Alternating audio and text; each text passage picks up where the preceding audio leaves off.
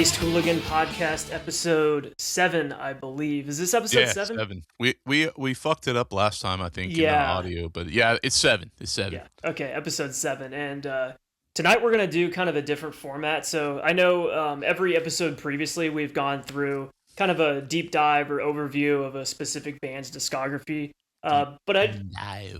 Deep dive, bro. I figured that, let's kind of switch it up. Let's just do kind of a recommendation episode. Yeah. So we obviously both super into music, goes without saying, and we listen to a lot of stuff outside of, we listen to a ton of black metal, whatever, but there's all sorts of stuff that we both jam on a daily basis that I figured maybe some people would be interested to hear what we've been into recently. But dude, how have you been?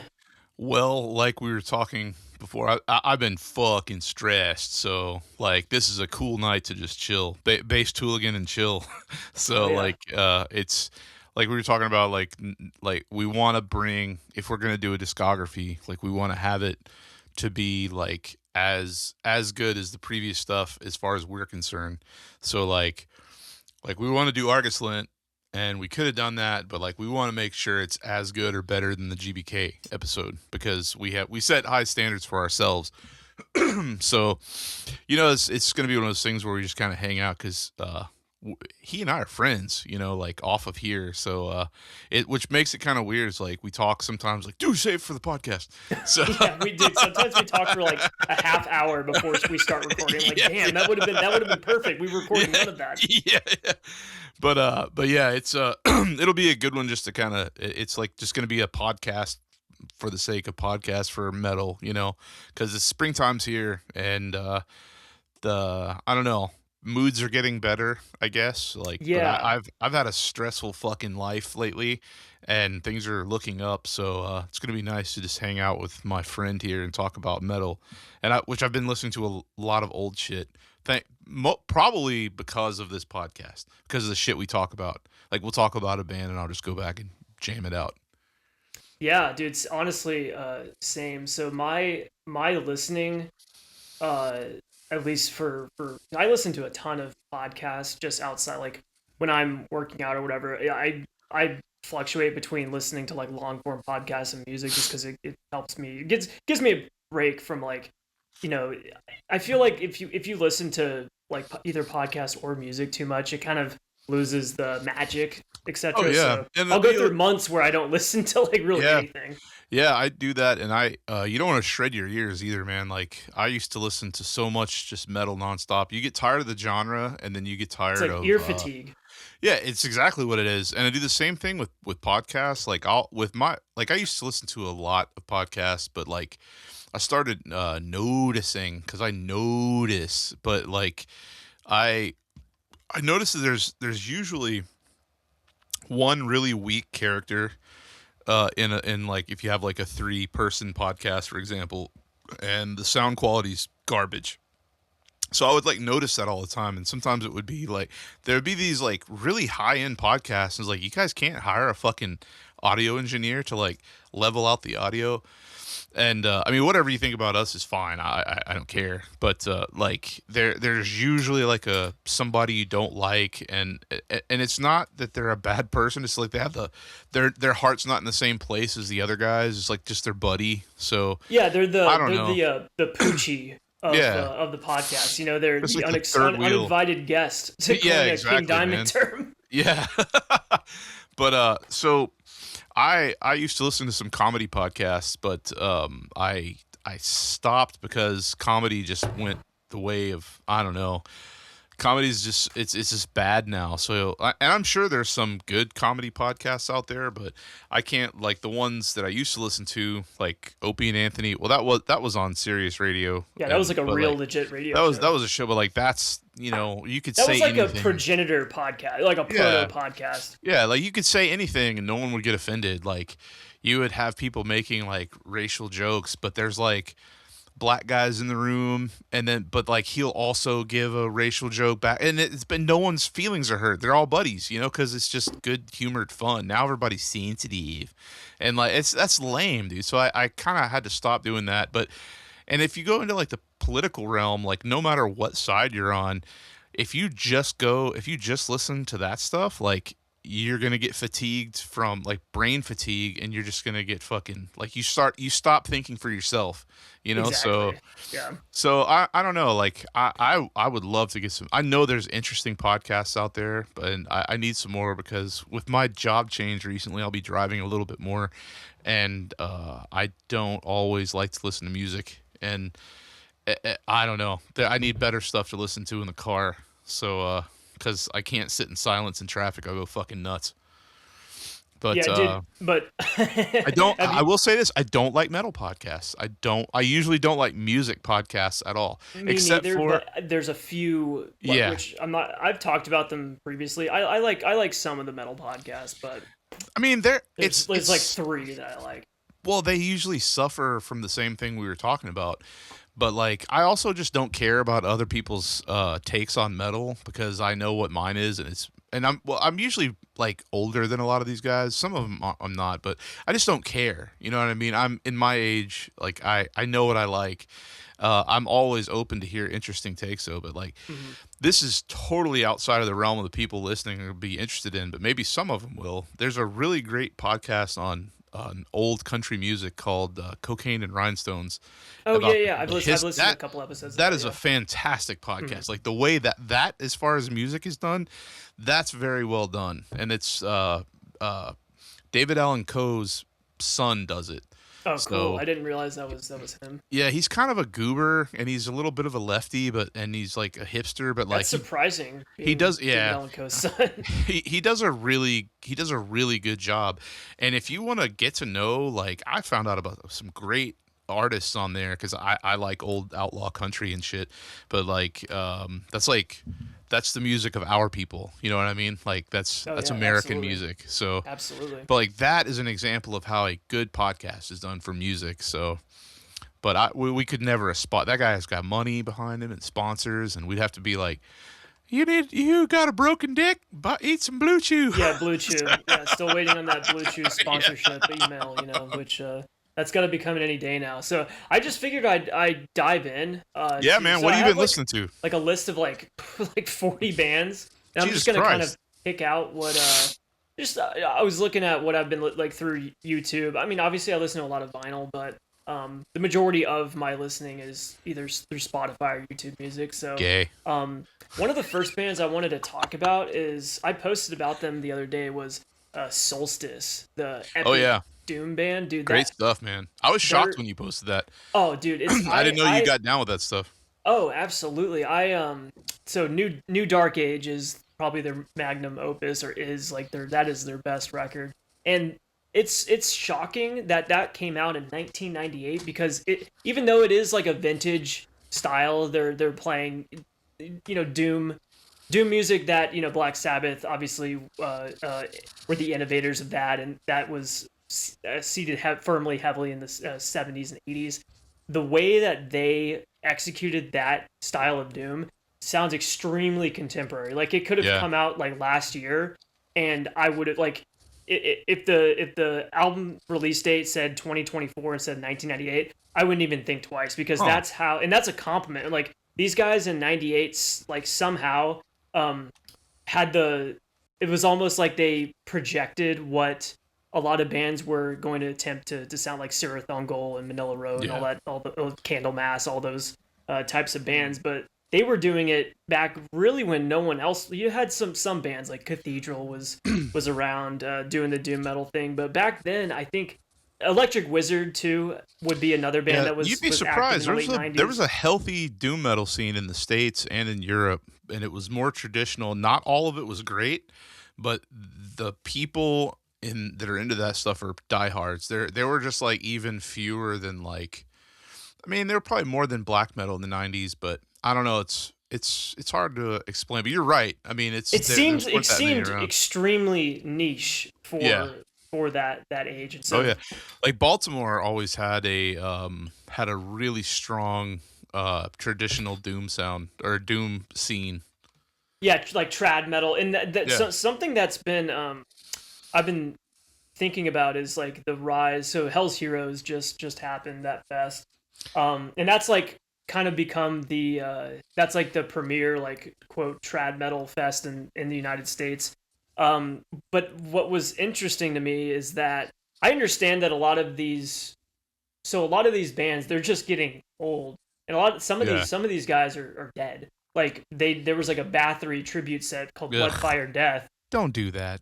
Yeah, so I mean I saw a lot of people like inhaling it and praising it, and like I don't know if that's I can't get down with that, to be honest. That's No. just not it's not It's not it's even cool, it's not even you a know? but it's not even like a it's not a I wouldn't even say it's a cover band. It's just like it's a bunch of guys playing. But I don't know if any of the musicians have any direct correlate. Like Probably not. obviously, Quorthon was Bathory. You know? Like Yeah. if he's not, he's dead. So there cannot be a legitimate Bathory set. So Yeah. I don't know. That was I just wouldn't want to see Bathory live, just like I wouldn't want to see fucking Burzum live. right. Yeah, So, Burson live at hello fucking. yeah. I always joked about that, saying like, yeah, He should play vodka. He should play vodka and just sit on the stage, seated yes, yeah, at a he's table, seated. like with his with his laptop and his and a phone, Yeah, just so talking they, shit they posting. they advertise it as for the first time ever, Burzum in concert, and he only plays his dungeon synth stuff. Do you know how fucking No, there's no mad music. people would be? There's no Oh, yeah. music. It's just him posting on Twitter and whatever social media. That would be platforms he's on. even better. And like Um, whatever he wants to listen to, but like probably like some like fucking classical or something like Wagner and I don't know. I feel like he listens to like anime edit nightcore shit. Ugh, I That's don't like know. the I'm sure it's fine. Yeah, yeah. Well, I have so he wrote these, and we'll get back to Solstice in a little bit, but he wrote these books that were Oh basically yeah, they were on Amazon for a little bit, but it was like My Black Metal Story Part 1 and 2, and kind of like it was his biography, but it was broken up into like some short like novella length books. And the way he writes, it's giving Zoomer. Like the Zoomer dialect has poisoned his writing style. It's pretty interesting. And I was like, dude, did he write this or did he like dictate to some Zoomer and they wrote it in the way that they would speak? Because it was not. I was like, is this the same guy that wrote Philosophism? Because it's not. Because you think of Philosophism as this like grand stoic masterpiece, and then you're reading this book and he's like talking about like epic lulls, and I'm like, okay, dude. yeah, it's weird. All Man. right. But anyway, so what was I getting to? So with that, so this didn't end up happening, but there was going to be a Manila Road tribute set, which is like Mark Shelton is dead, so Yeah, it's I don't know, that guy's so nice. oh dude, he I met him one time. I saw Manila Road once, 2013. So he was still alive, obviously. I think they had just released one of their latter records, but they're phenomenal live. Uh, really, that was one of the sets that has like stuck with me for a very long Yeah. time, just because I didn't realize how important that band was to Oh me yeah, big on my time. musical journey. Then They like started the year I was born in yeah, yeah, '79. That's fucking crazy. yeah. They're They're a so band good. that has so many different like they have like the proto like prog era, and then they Yeah, have their their more trad metal era. Then they have into or Out of the Abyss, which was like a thrash record. yeah. Do you remember that record? It's like it comes out Oh of yeah, it yeah. I comes was out of looking at the nowhere. cover. Yeah, I like that cover, man. It kind That's of like reminds their me of some of the Greek stuff, like Necromass. It's got this yes. weird cover art. I mean, that came out in '88, so like, but yeah, that album is It's yeah, like a that's one of those it's like bands. brutal thrash. Yeah, I would describe that as like brutal thrash. yeah. They're um, I like bands that do that can pull it off. It's hard to do.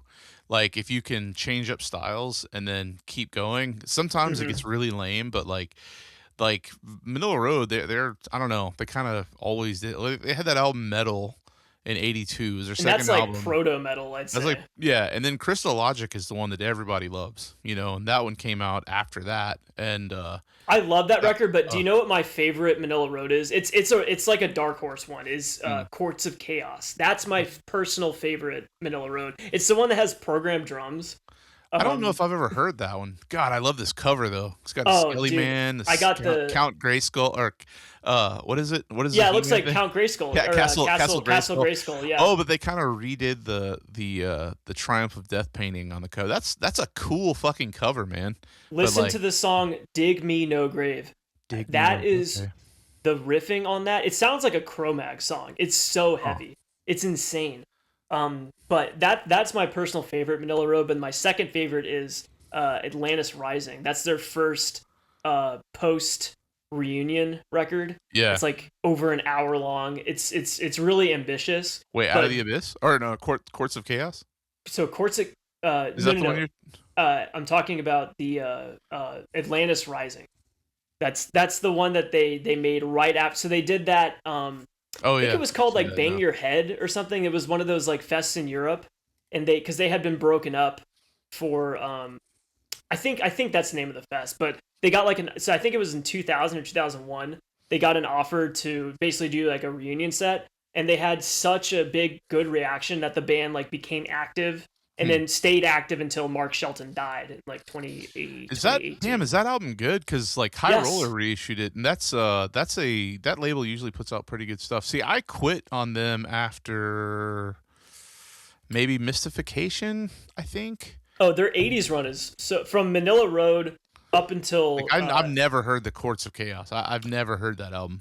A lot of people dismiss it, but dude, that's just you might not like it, but that's I feel like it's like their heaviest in the way that I like, because it almost sounds like a hardcore. It has like some crossover tinges to it. Now I'm sure Mark Shelton was not listening to the Crumbsuckers or Cro-Mags or anything, but there was something. Hey, you never know, man. There was something in the riffs he was writing in that record specifically that just it's that the way that I like heavy riffs. Those like it's really rhythmic. But the only thing people don't like about it is that the drums are programmed. Yeah, and he had some bizarre. Like he had some bizarre explanation for it. He said that okay, so it's a live drum performance, but they replaced all of the actual sounds that the drummer was making with like sampled. He has this like bizarre explanation. Sounds like bullshit to me, man. Yeah. I think what my theory is that he couldn't find a drummer, and so he just programmed the drums himself. I did all of it himself. Yeah. Yeah. Well, it's like that band. You know about Hellwell, which was his solo project? I'm a poser, man. So Hellwell, I think he released a couple records under that name.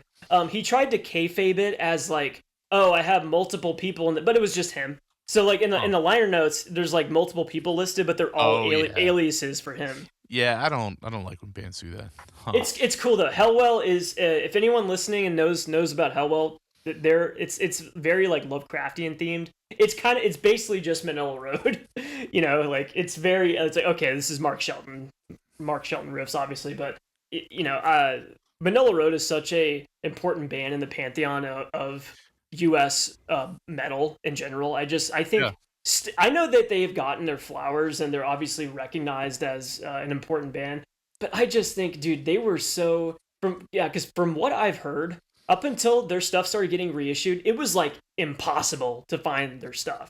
Yeah. Back in the day, it was hard.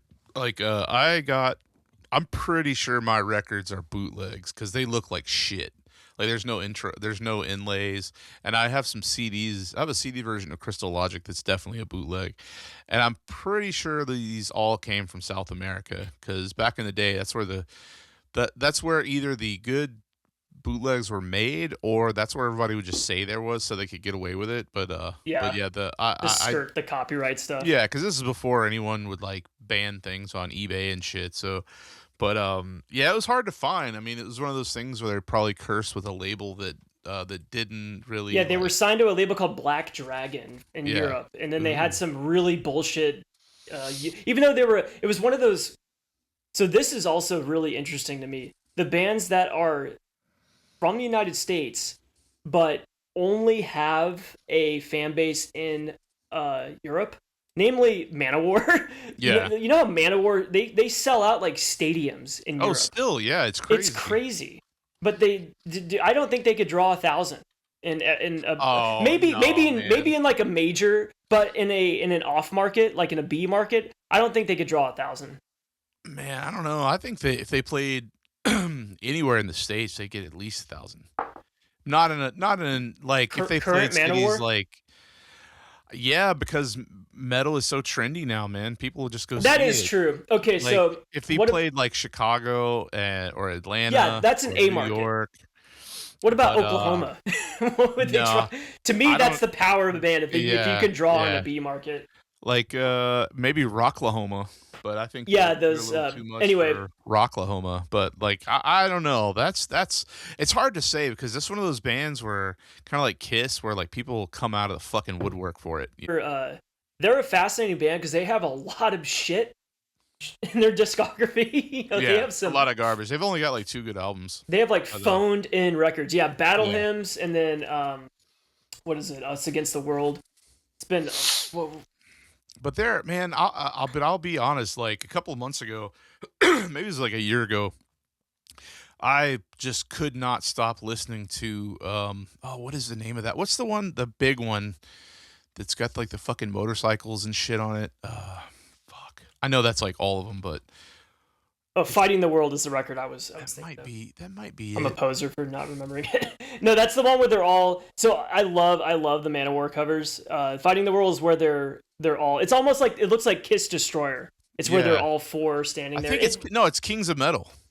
Okay. Yeah, Kings of Metal. I could not stop fucking listening to it, dude. And it's so cheesy. But Oh, like dude, yeah, that's. but it's so good though. It's like it's heavy metal. It's like my friend says, it's got heavy metal thunder. Yeah, You no, know? that's true. That's true metal, and they're the ones who coined the term "leave the hall," so they'll Yeah, always be yeah. always be legendary for that.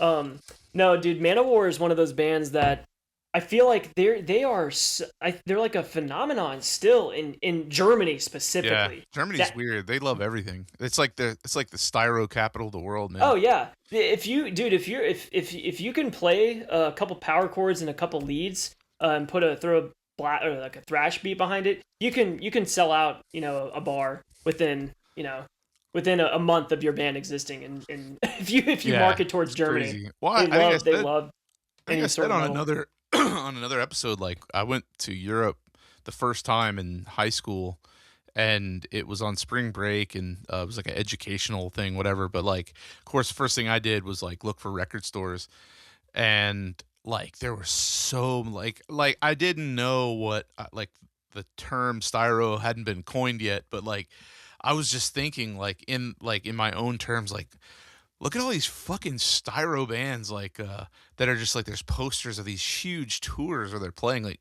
I was like do people actually listen to that shit over here?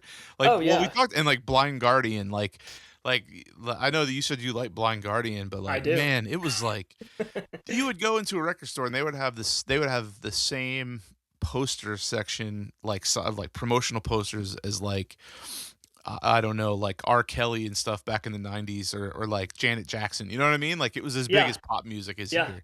Well, So those guys are rock power metal specifically. Those guys yeah, are rock stars over there. yeah, it's Um, nuts. Which is great. I mean, that's better than fucking I mean, the shit that we had. Halloween is bigger in some territories than Iron Maiden.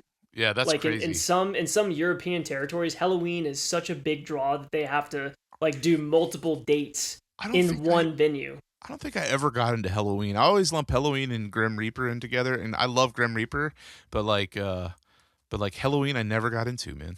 I like Walls of Jericho, Keeper of the Seven Keys, Part 1 and 2, and then I think that's it from I Halloween for think it's me. Grim Reaper. Is Grim Reaper the one Grim with Reaper's the? more of like proto. Like I don't think they're like power metal at all. Because Halloween No, is no, like no, they're heavy. Yeah, yeah, yeah. I'm looking at the guy now. They got that awesome singer. He's got that crazy mullet. Am Yeah, I thinking of Grim the right Reaper band? rules, dude. They got See You in Hell. Um, I don't. That's Maybe like their this is a big. band I That's their haven't big listened to. thing. Oh yeah, man. They got a song called See You in Hell. At like it was already big. Like I mean, it came out in '83, but like Oh Beavis yeah, and no, this Butthead is did the it. right Yeah, band. The one with the Grim Reaper smashing through the stained glass window on yeah, the yeah, yeah. motorcycle. Absolutely Yeah, amazing. are they like power metal adjacent? They're kind of. I mean, it's like Because Halloween is just power metal. Like they're the ones who basically invented power metal. they say it was new wave of British heavy metal. My friend on Long Island is going to hear this, and I'm going to get an email. It's like like it says they're a new wave of British heavy metal. I don't consider them that. I consider them just heavy metal.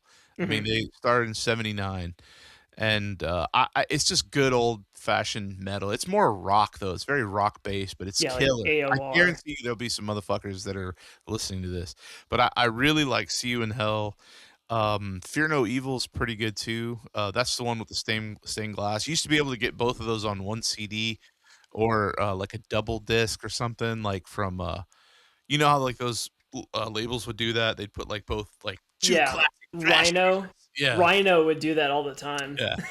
So, but yeah, like that shit was. I don't know that I ever. I mean, yeah, I guess they put out one more called "Rock You to Hell." I don't know if I ever heard that one or not. To me, But they always rang out as kind of a not a true like they were one of those bands that were like accidentally metal, if you know what I mean. yeah, I can see that. I can see that. Like they were a rock band, but they were Yeah. like accidentally heavy. Well, that's how a lot of that new wave of British heavy Like metal King stuff was. Crimson is accidentally heavy, I Yeah. think. But I don't know. But yeah, that's a really good band. If you're in the mood for it, like the first Grim Reaper is really good, man. Like "See You in Hell" is good. Dead on Arrival, Wrath of the Ripper. And like they close it out with "See You in Hell," and that ended up being like one of the most memorable songs. Like the closing track is like probably the best one on there, and they had a great video for it, and it was on Beavis and Butthead, and like so people started listening to it like ironically because it was so cheesy, but then they listened to it and they were like, "Fuck, this is actually really good." But I'll yeah. have to. They're a band I've known about them. I just have ignored them for so long. Oh, what on fucking Encyclopedia Metallum on the trivia it says "See You in Hell" music video later appeared on an episode of Beavis and Butthead called Heroes. So so they even have that listed That's on their funny. So that's fucking that's thing, one of the most whatever. notable thing about their careers. Yeah, but they're good. I mean, the first album cover is so fucking killer. It's Yeah, I feel like I've seen that record cover no less than 60 times in used bins and record stores yeah, throughout the and years. you definitely saw Fear No Evil, the one with the stained glass with the Oh yeah, motorcycle. That's so absolutely. fucking cheesy. Mhm. That's totally something some dude named Larry drew in fucking study hall, like on like notebook paper, you know? Yeah, that I think we talked about it before, but that kind of like it almost has that prison aesthetic where it's like Yeah, it's not traditionally I would say technically good art, but there's yeah. something appealing Oh, I about it love prison still. art, man. I Oh love yeah, prison art. same. It's so good.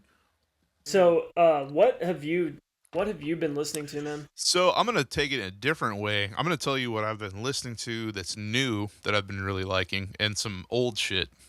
Sure. So I'll go old first. Like I been loving. I think we were talking about it in the comments of the last episode. I was going back and forth with someone, but fucking Twisted Sister and like we're talking about Motley Crue and Twisted Sister. So like the first couple of Twisted Sister albums, I've been listening to that Motley Crue all the way up to.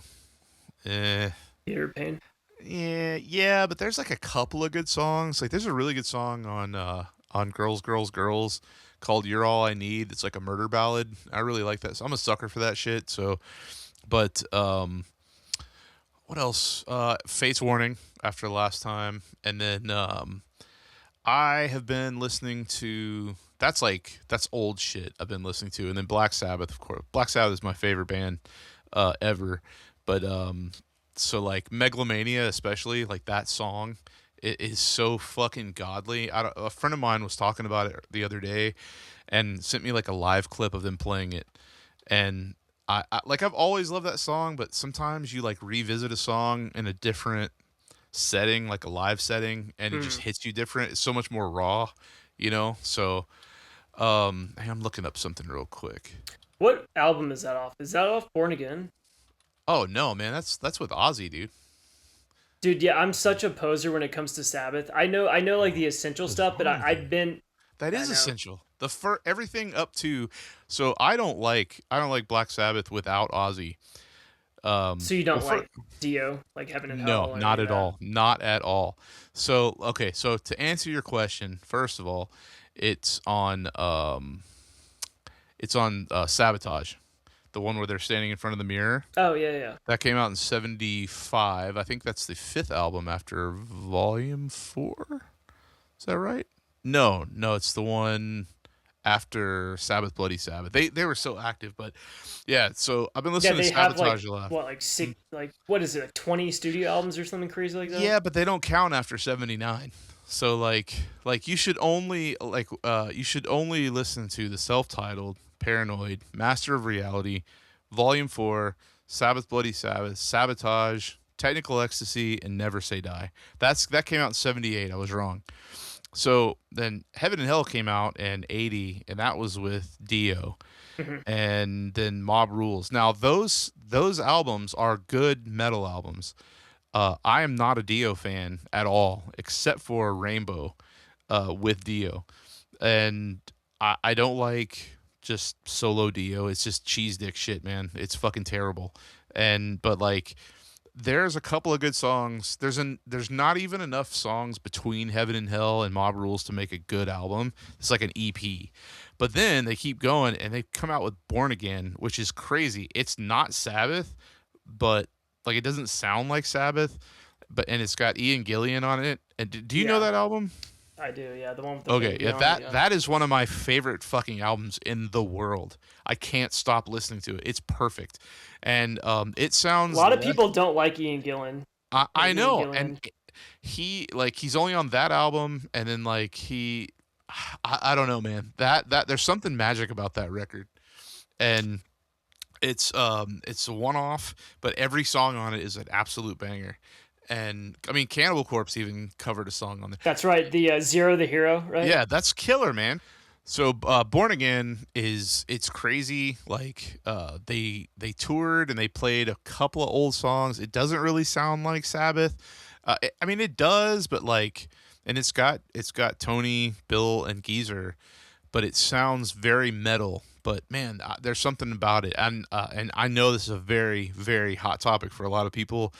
There are some people that hate Ozzy Sabbath and they only like Dio. But like I don't like fucking Ozzy without Sabbath. Like in '78, after that he's fucking useless, man. So as far as I'm concerned, fucking trash. He's a space So cadet. yeah, I mean, I know that they put out all these albums, and I've argued with it with everyone in the fucking world. They're like, "No, man, fucking die for madman, man." No, I don't fucking care. It's fucking cheese dick garbage.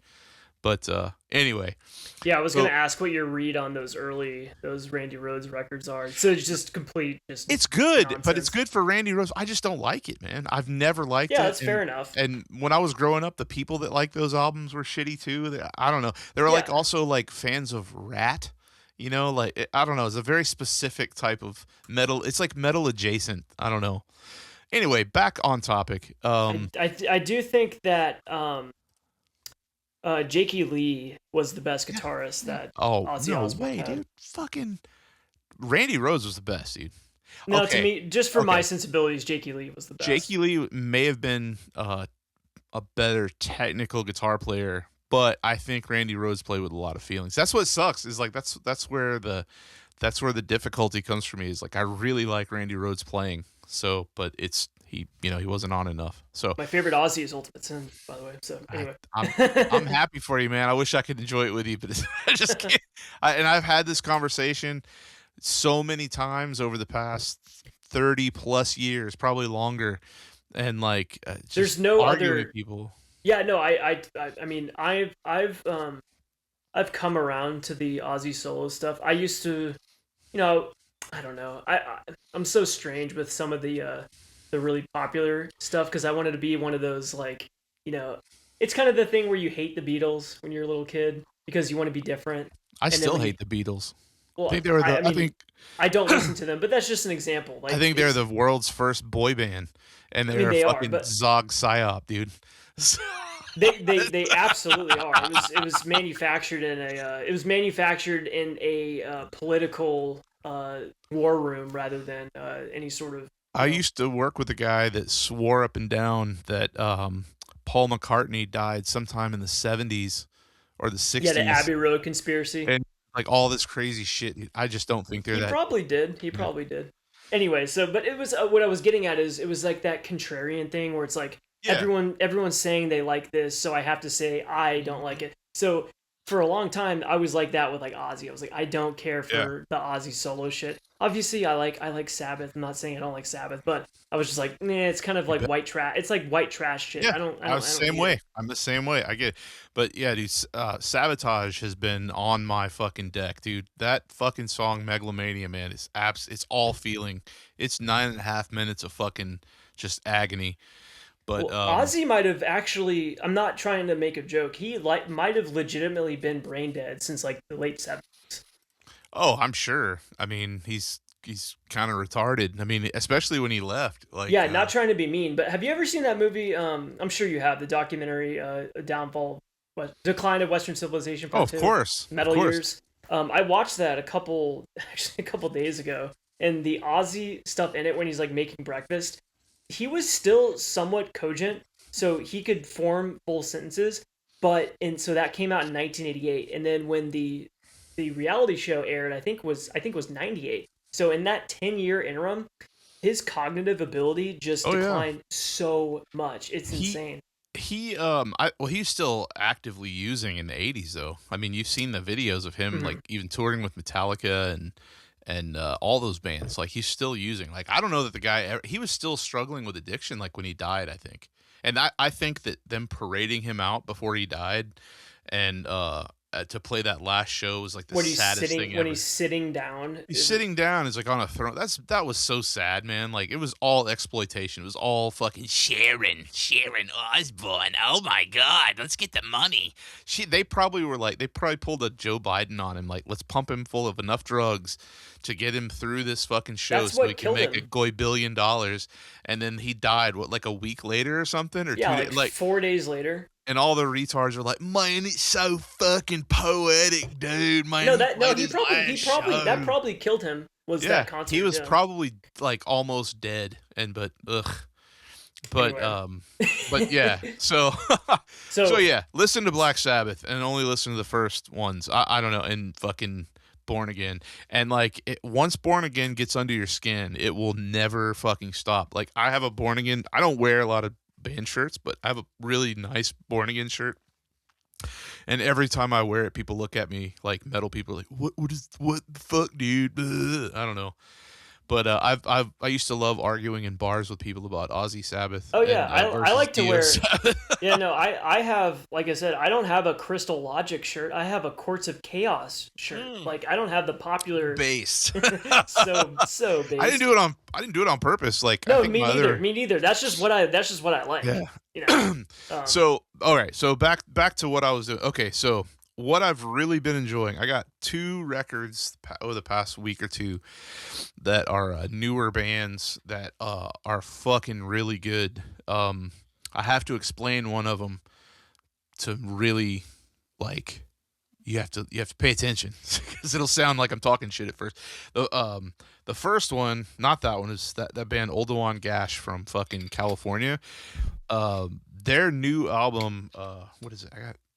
I got an advance of it. I think it's coming out soon, but it's A Thousand Dreams of War. Holy shit, is that fucking good, man? Um, I got a physical advance copy this week, and it's so fucking good. It's got some solid Bathory, hmm. solid black metal, melodic. There's some weird shit. I don't know, man. If you don't like that band, you probably will like this one. No, It's I really like that band. yeah, I checked them out last year for the first time. I had heard the name, yeah. but I thought I was gonna hate it.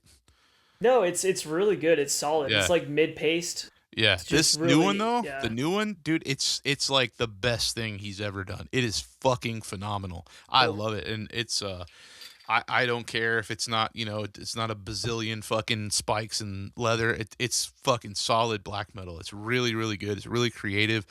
I think it's the title track. No, wait, let me look. Is it?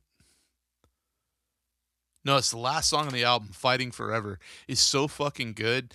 And he pulls this fucking total Bathory move where, like on Blood on Ice or Oh no, not Blood on Ice. Fucking Twilight of the Gods, Mm, where like he's just playing guitar and then like he's just doing like a spoken piece or whatever yeah, before it it like it drops really out. kicks in. Hmm. Like he pulls one of those like in the middle of, but he's like riffing and he pulls one of those and it doesn't sound like. I told him that I was like, dude, this is Bathory worship, and he's like, that's the farthest thing from my mind. At that point, I was like, that's good because it fucking sounds like something that could have been off of Twilight of the Gods. But yeah, that one is really, really fucking good. And the other band, same label, is this band Tudaberg. Yeah, And yeah, yeah. so I got that Advance too. I've been And listening to that. It's good. okay, so this is the explanation. I didn't know what I didn't. I went into that blind, and I was like, okay, well, I had a feel. I listened to one track online or something. I was like, okay, I'm gonna like this. And I got the album and I was listening. I was like, this is good. It sounds like styro, but it's like elevated styro. Like it's not styro.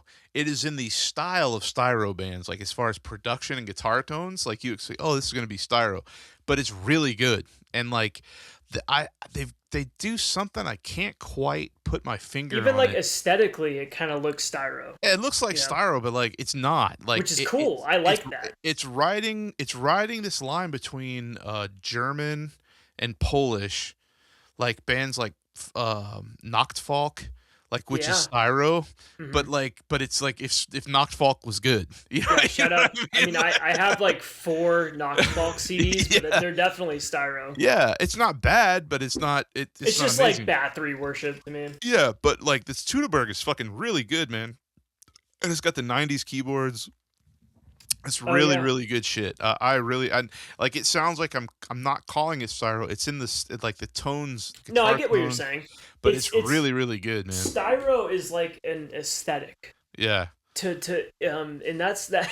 We need. Okay, so we've talked about this. We're styro going. is an aesthetic. No, there's been people who've asked us like, can you please like elaborate on like what you mean by styro? We're gonna do a We've done that styro before. episode. Oh, that's gonna No, be but like so good. a full styro Yeah, episode of like identifying bands that are total styro and be like, this is why they are. This is the sound that makes them styro, and yeah, then this is the I think this because black metal specifically has produced so much yeah. styro It almost that doesn't even count with black it metal. it needs Like to be it's it needs to be analyzed of like, okay, yeah. why. So like my one of my friends that coined that term, like in like the same group, like he had the most iconic thing. He said magic fades, but styro is forever. It, And yeah, I will never forget that, dude. It sticks around it does. forever. Yeah, styro is here for I'm eternity. sending you so much styro. I've got a big package I'm sending you. Man, it's gonna be so much fucking styro in there. And like part of it's for comedy, but part of it's like I bet he'll like this, dude. No, I do. I mean, I actually kind of like when a band is shit.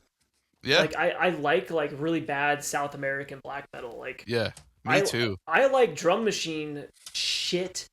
Like um I have a ton of Ukrainian, Oh, Russian, there you go. Czech, just drum machine bullshit, nothing bands. That's like, okay, this is what I It's so want. hateful. I love it. I love it.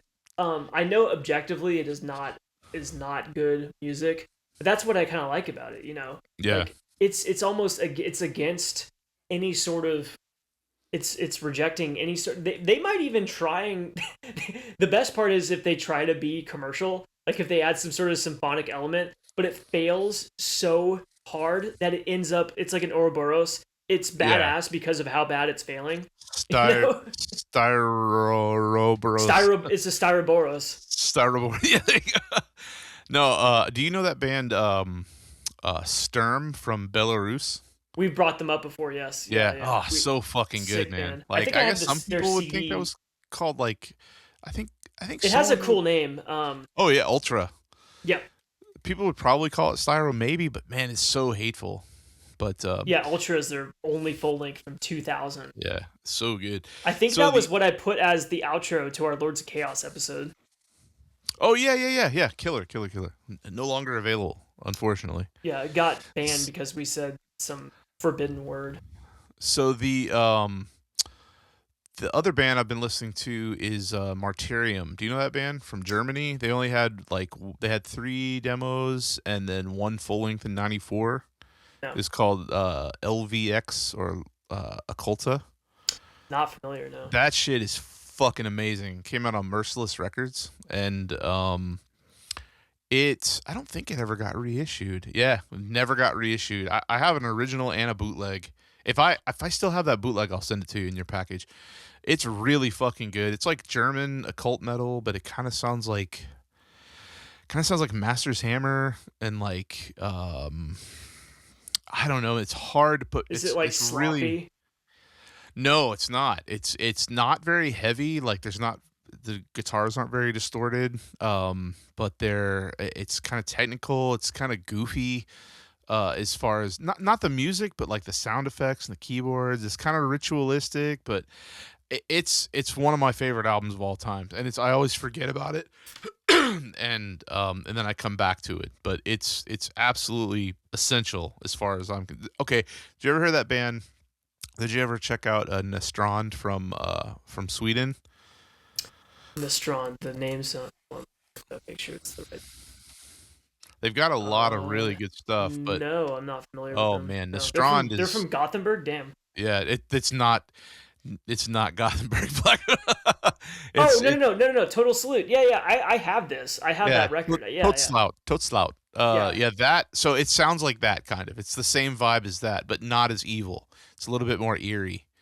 Yeah, Yeah, not Total Destron. Salute. Totslout. Sorry. Yeah, yeah, total salute. No, but that's Yeah, I like have that LP. that's really good. Like Age of Fire. Okay, Age of Fire. The album after that has a drum machine, and I used to hate it, but then I kept listening to it, and it's so anti-human that it's fucking that like it's genius. Like the one after Totslout. After that, the band just fucking sucked. No, well, they put out From a Black Funeral Coffin. It was like a compilation. Age of Fire. I've And never then seen. I've never even. So Age of Fire is I fucking great. That's an the evil fucking record, man. yeah, the one I have is I totally, dude. I have not thought about this band in probably over a decade. That's But one of my top 5 black metal bands of all time. I have like 3 different pressings of that and like all the formats. Like I totally nerded out on that shit, man. All the early stuff, like the From a Black Funeral Coffin demo, and then the EP that was on Full Moon Productions. mhm. Like that shit's so fucking. It's just godly. That's what I like to hear in black metal. I like that their only lyrical theme is occultism. Yeah.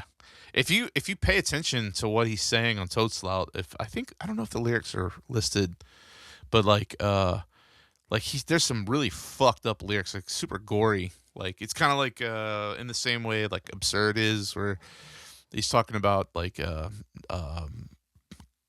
grinding your bones and suck your blood. Like, well, I forget the Absurd song that is, but it's the same deal. It's like ripping out your eyes and worshiping the devil and shit. Oh yeah. It's so fucking good, man. But yeah, Yeah, so revisit that. Then I need to definitely listen to Age of Fire.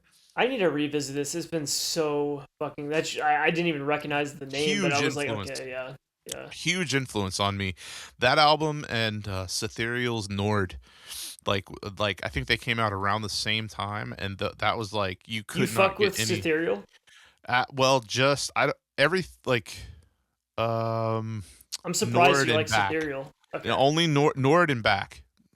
But Everything- anything after Nord is styro to me. I was gonna say Cethereal. I love Cethereal, but I would pin them as a styro band. Yeah, up to a absolutely. point. But Nord is not. Nord is definitely not. Like Yeah, Lords of the I Night love Realm. Nord. I have a Nord hoodie. Like Nord came out in '96, and then like Lords of the Night Realm came out in '98, and like those dudes heard fucking Dark Funeral's Secrets of the Black Arts, and they're like, yep, okay, so that's just like what we're gonna do now. We're gonna use the same chord and just move it up and down the fretboard, and then they just kept doing that. So like they like, okay, we're gonna do this other album called Hell Eternal. It's the same fucking thing. So I feel like it's so bad. every black metal band in the late '90s who didn't try to go like martial industrial or ambient Yeah. started to become a band like that. Yeah, That makes it's sense. so sad, man. They went like they took the Marduk route. Yeah. You know, just But like Nord, I was such a fucking simp for that album when it came out. I bothered that dude Mysteries like so much. Like, so I found out Nord about is a them. classic. I found out about them on the Arte Dea Culta split with Soren because I was a fan of Soren already, and I got a flyer for the Arte Dea Culta split tape, and I wrote him and got to get that, and then he sent it back, and then he's like, "So Nord is coming out like pretty soon, and then Napalm Records is going to do it." So I mean, it was like going to be available, and I like wrote to him, and like he sent me like "Hail to the Faceless Angels" and "For Dim Mit Blood." Like that was so fucking rare back then. Like, but like I just ended up getting that shit off of him, and that 7-inch is still one of my absolute favorite black metal 7-inches like ever. I think 7-inches are underappreciated these days because like some of the best material that's ever come out in black metal has been on 7-inch. This ethereal one, Thorns. Wait, I think Thorns was a 7-inch. Might have been. No, Thorns was a tape. But like the Ulver Mysticum split, classic 7-inch, some of the best songs from both bands. But yeah, great shit, man. Early Ethereal is the shit. But yeah, Yeah. I don't know what happened. He just totally went Swedish. Yeah, because Sweet then it tier, went sweet coated. hell eternal, and then yeah. A friend of mine, he swears up and down. He says that I'm crazy that Lords of the Night Realm is the same thing as Nord, but it just doesn't have. It's just got a different production. I think he's full of shit. I think it is fucking styro. It's kind of Dark Funeral adjacent. They're Yeah. getting to that. They're getting to that type of Very stuff. very goofy. But yeah, well, actually, Nord when you is go the to jam. when you go to Cythereal's Metallum, their number one similar artist is Dark Funeral. So Yeah, that's what they sound like. that. Dark Funeral is goofy, dude. They're goofy. Like Secrets of the Black Arts was cool when it came out, and then like it just wasn't anymore. It's cheesy. It's jokey black metal. Yeah, I saw them. It's black metal for people in like South America. I saw them in 1997 in Chicago, Illinois, at the Expo of the Extreme. They played. It was supposed to be Dark Funeral, Mortis, Destroyer 666, Usurper, Boyd Rice doing non. Well, okay, so it's supposed to be Boyd Rice, but then Non was supposed to play, and then Boyd Rice did films. Fucking That's crazy. what else is fuck, dude? All in the same show. All the same show as a festival. What was the fucking guy's name, man? Roz Williams played from Christian Death, and this is before he died. And I have a picture of myself, Roz Williams, Mortis, and Boyd Rice all standing together, and like one of the guys from Dark Funeral or something. But it's like not digital. It's like on a fucking like a disposable camera. Yeah, dude. Because I was into all that shit. Like I was so stoked, and like it. But like so, Destroyer 666 didn't play, and that was one of the main things. That was one of the main reasons I wanted to go. But they played like Dark Funeral played, Mortis played, which was kind of cool. Like. I don't know. He just had a backing track, and he went around and raised his arms up and down. And there's like a naked chick on a rock or something, dude. Yeah, that sounds. It was really, really bad. Yeah. And but it was a very cool show, man. Like that was the. I think that is the same show where Nile.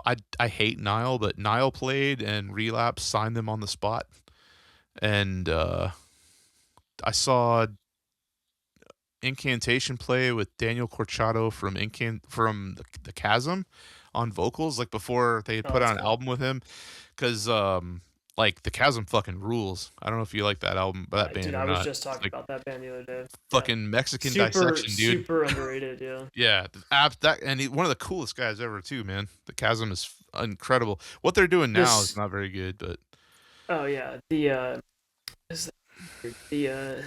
Spell of Retribution. Yeah, that's a sick record.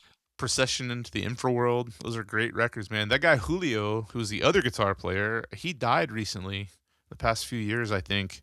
He had Shub Nagurath. That was another killer band, death metal band. Shub Nagurath, yeah. Yeah. Great stuff, man. Yeah, super underrated. Never got there. I see some people starting to cite the Chasm as like a favorite band, but they've existed forever. They've toured forever, and they never got. I think it might be because like their aesthetic didn't translate. They didn't have like a good look. Well, Dude, my theory is like if a death metal band or a black metal band doesn't have a marketable logo, yeah. they do not take off. I like their logo, but I think it was the other stuff. They did the like the kind of South American gods and stuff before it was cool. Like now, like Like brown nationalism's Valhan, like a yeah. yeah, like they kind of did that. And it wasn't goats and fucking and vampires and shit, so it wasn't cool. But like, man, it was fucking good. And like, if you ever got to see them live, holy shit! I saw them at Milwaukee Metal Fest in 98 or it might have been 97 as well, and they're unbelievable, just unfucking believable. And I think they played back to back with Sadistic Intent, and that's another fucking phenomenal fucking band. Hmm. And they played, they overplayed, like they tried to they kept blinking the lights like they're supposed to stop, They so they went pulled over. their they pulled their fucking they pulled their power, and the band didn't stop playing. That's awesome. Like they just didn't have any sound, but they finished the song. It was the most fucking killer shit, and everyone was still banging their heads, dude. But yeah, that's what I've been listening to. That's I'm trying to think. Like, oh, the Skepticism demo reissue. I like that band a lot too. Dude, I've been listening to Stormcrow Fleet. It's funny you Oh, bring up Skepticism. top one of my top albums ever. The Yeah, saddest shit, man. beautiful, especially with that organ, Oh yeah. the analog organ. I'm pretty sure. Correct me if I'm wrong. That's not a synth organ. That's a real organ, right? I think so. It is a real one. I'm not sure though. We could probably Either look. way, It it's whatever sounds they. real. Yeah, it's It's that very is that album some of is the most suffocating. crush. I know this word is overused, but this is a good time to use it. That's a crushing record. Oh yeah. Let me look. People describe stuff as crushing, and it's like, the fuck are you talking about? But Skepticism Stormcrow Fleet is actually like a no. This is going to bulldoze you. I saw them live in 2000. Jesus Christ, when was it? It was 2015, 16. I don't know. It's a blur. It was in the before time, in the long, long ago. The before I time, yeah. I went to Heavy Days in Doomtown in Denmark, and I was in Europe for like a month, and I went to that, and they played. They were one of the reasons I went, and holy shit, they played "Flowing" or no, is it "Pouring"? The second song I think on there, the one with the just epic, just abysmal fucking suicide riff towards the end with the organ, and it was the saddest show I've ever seen. But the guy, the keyboards sounded really Pouring. good, but he had the huge timpani drums, like the really big, like they were gigantic and they sounded huge. And they played, and the other reason I wanted to see that at that show was the other band was Abysmal Grief from Italy. They were fucking amazing too. Do you like that band? They're a band I've known about forever, and I've never actually listened to. I think you would dig them, dude. Like it's very true metal coded doom, traditional. I mean, it's Italian doom, so it's gonna be Yeah, I was gonna fucking say, amazing. is it like Death SS adjacent or Kind of, a what's little that? bit. It's a little bit more miserable than that, though. Early Death SS is fucking perfection, dude. Mortuary Drape adjacent. Yeah, yeah, stuff like that. Mortuary Drape is another band. If you like them, you'll like that Martyrium band I was talking about. Oh, I love Mortuary Drape. Yeah, good Um, stuff, man. one of the bands I was gonna bring up that I've been listening to is Paul Chain. Oh Speaking yeah, of Paul Chain fucking rules, dude. Paul Chain Violet Theater, and then just Paul Yeah, Chain itself, so good, dude. I People think. talk about that Black Magic SS band, but don't know about Paul Chain. Oh, that's fucking dumb. I Dude, think somebody.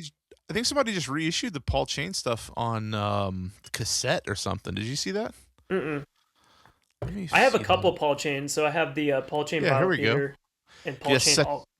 Saturni Records releasing this Friday, tomorrow, Oh, cool. 3/27. They are doing the Detaching from Satan, Paul Chain Violet Theater Detaching from Satan on cassette. So That that is has the original version of Voyage to Hell on it, which that yes, riff, the dun dun dun so dun, dun fucking good, dude. literally one of one of the heaviest. It's I can't describe if you don't find that song like one of the heaviest things ever. We have you need to stop listening to metal because that's literally one of the best fucking riffs ever. It's Yeah, so good.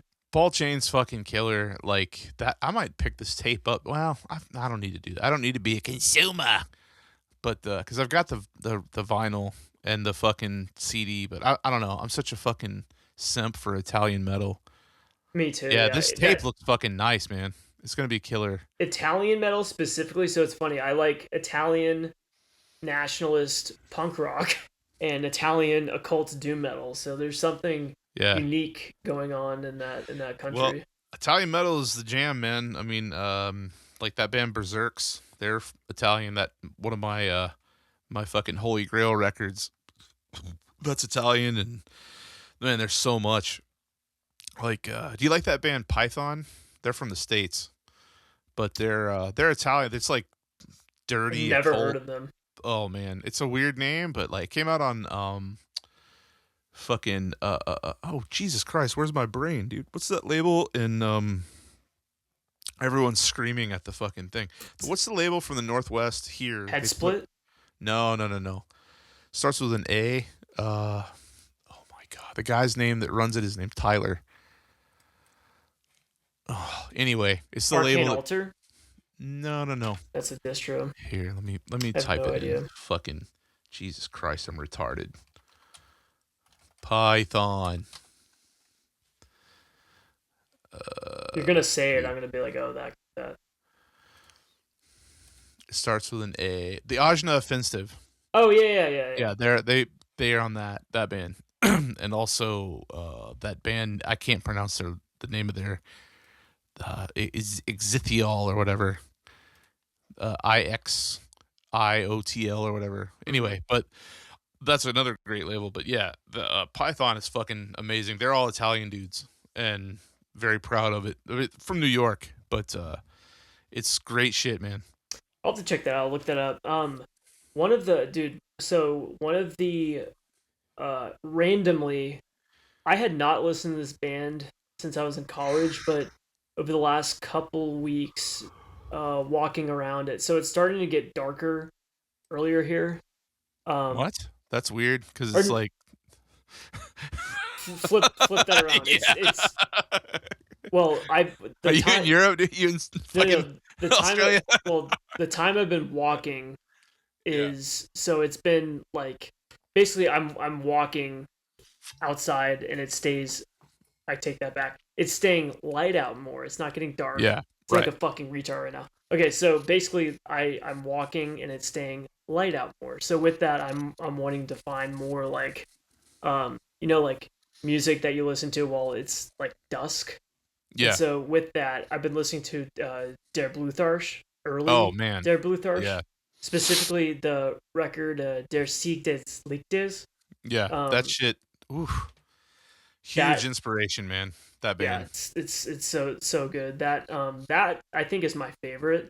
The one that's heavy sampling and because that's kind of it's it kind of reminds me of the loon or the moon lay hidden beneath the cloud a little bit.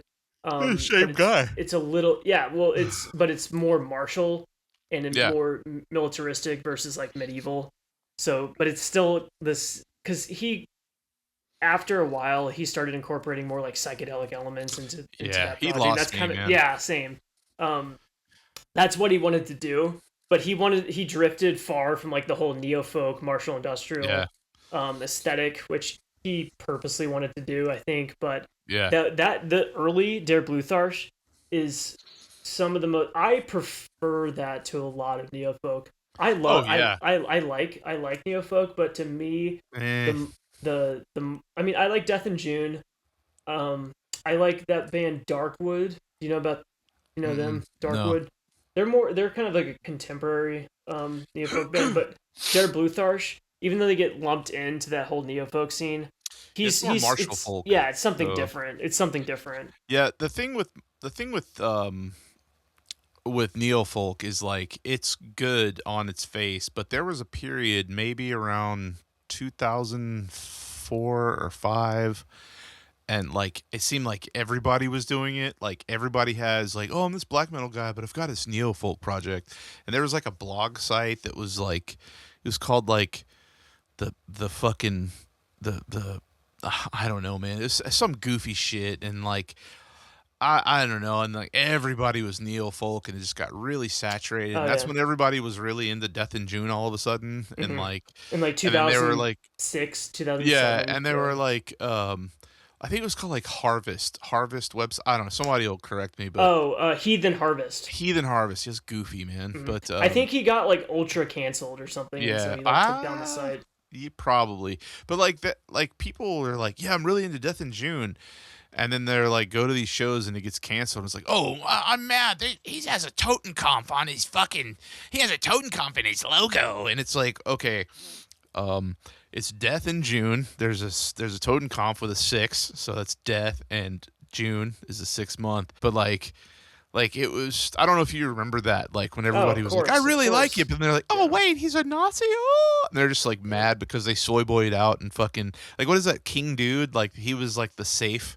He's like, well, I'm like, I'm for It was people a that safe alternative to safe alternative, but like, and Death in oh, June. and all these girls that like come to my show buy my clothing line, Oh, Actual Pain. actual pain. Yeah, Yeah, my buddy used to call him. Was like, oh man, she was so cute. She had a little bit of an Actual Pain to her, but she was still pretty hot. that's funny, dude. I know exactly what that. Yeah, Yeah, I was in exactly. San Francisco and I was walking down. I was at some show and like I was walking down the stairwell, and some dork just came up and handed me. He's like, oh, do you like Deal Folk? And I was like, it depends on who's asking. He's like, here, come see my band open up for King Dude. And I was like, oh God, what is this? Like, this is like my first hearing of the name King Dude. I was like, that sounds retarded. Like, this is really bad. So, but like, I don't know, man. It was very, very bad. So that's why you gotta be careful with neo folk. But there's definitely some bands. I've got a comp that I'm gonna send you. Now that I know you like that stuff, that my friend made. It's like a curated comp that he did, and it's absolutely amazing. But Yeah, it's one of like those scenes where the good stuff is amazing, but it's lots of styro. everything else can be ignored. Yeah, There's a lot of posers in that shit too. It's yeah. like But the track of the hunted is the, I think that's where I kind of, that was the last thing from Der Blutharsch I liked. They put out a killer home video around that time, of a live set that might have come out before that. Let me see. But yeah, I love that stuff. That scene I actually have been into just as long as metal. Maybe not quite as long as metal, but mid '90s, and it's very, very good. And I used to drive my ex girlfriend at the time. Like she would say, "Is this the stuff that you like? That's just sounds?" Because she was used to it being metal. But yeah, yeah, Der Blutharsch is good shit, man. it's better than a lot of because I don't have the patience for a lot of ambient or like Marshall shit just because it's like okay, you're beating around the bush, get to the point. Yeah. But he definitely he utilizes samples and he Oh yeah. utilizes like the instrumentation in like a really evocative way, which I like. Did you And like the ever? aesthetics are so sick. Oh yeah. Now, okay, so getting kind of back on course because it's more black metal adjacent. Did you ever get into Puissance from Sweden? They were like Marshall industrial kind of, but it was kind of like ambient. I've Not never heard every that name in my life. really. Oh my god, dude. So have you ever heard Octonomos or what is the other band? There was fuck, dude, Algion? No, it's not Algion. The guys from Octonomo. It's like two black metal guys doing it. Is it like Um, Marshall Industrial? it is, but it's a little bit better. It's kind of like it's a little bit of Der Blutharsch. Let's see. It's the guy, yeah, the guy from Algion and Parnassus. Those kind of like their breakaway bands is Octonomos and Parnassus, and then um, it's all kind of drum machine stuff. But like the black metal is good, but Puissance is the jam, dude. I'm gonna text you the spelling Yeah, unless you send that found to it me. already. It's really really good, but not everything they did was good. Like there's a cutoff point, but it's some like serious stuff. So it's Yeah, I'll super definitely check that negative. out. That sounds Let's good. see. Like, but all those guys were black metal. Like Puissance, I think did intros for like a Soren album. But let's see. Yeah, I like stuff that Yeah, uses sampling in like a really evocative way. It doesn't damn. just I go guess ahead. everything they did was good, man. Like the last album they did that I liked was called Grace of God. That was in 2007, and that one was really good, man. Let's see. Like, did they put on an EP after that? That I didn't know. Yeah, I guess so. Yeah, everything they did, like Let Us Lead. That was like I'm a big fan of the Cold Meat Industry label. Like they were Oh, on Cold same. Meat. Yeah. Yeah, so they were on Cold Meat with Let Us Lead, Back in Control. Those are very similar to the early Der Blutharsch. So if you like that, it's very similar but way more militant. Not as militant in sound, not in theme. And then Mother of Disease is a little bit more martial, and that's just about like fucking nuclear collapse, but masterpiece. So yeah, Yes. you should definitely dive into that band. Flawless, almost flawless discography. Yeah, send that name to me. I'll definitely look them up. I've been yeah, like I don't know why I started because like I randomly woke up at like 2 a.m. last night and I put on Der Blutharsch and then just like when you're in that like weird state of mind when like you're trying to fall back asleep but you can't so you just put on something to Yeah. like zone out to. Yeah. Oh, so I put on Der Blutharsch and I kept like uh, half waking up like fuck yeah. like it was like waking me up. It was like Yeah. jolting me up and Oh, it this is so was prideful. yeah yeah. Oh, oh, Oh, I'm gonna raise my right arm. oh, oh. No, dude, Yeah, I was like, I forgot. I was like, damn, this stuff is it's awesome. very good. I That's why I think, can't listen to music when I sleep because I get inspired. I'm like, God, this is so I get pumped up.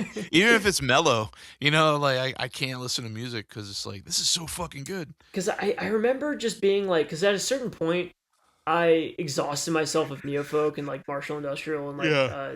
everything that was dark ambient, everything in that ilk. Because I just was, I went through a period of probably like a year where that was all I listened to, and then Yeah. it was like clouding my mind. And then as Yeah. soon as I was listening, I was like, okay, let me just listen to like a band outside of this. Oh Yeah. wait, you can like actually everything doesn't have to be punishing and like tough listen. Like Yeah. I don't Yeah. have to sit down and I don't have to analyze belabor music. everything just to enjoy this. Yeah, exactly. Yeah, dark ambient is another one where people just like have a dark ambient band, and that is such an overused term, and there are so many bands that do dark ambient, and it's so fucking boring. And like when it's good, it's really good, but when it's boring, it's very very boring.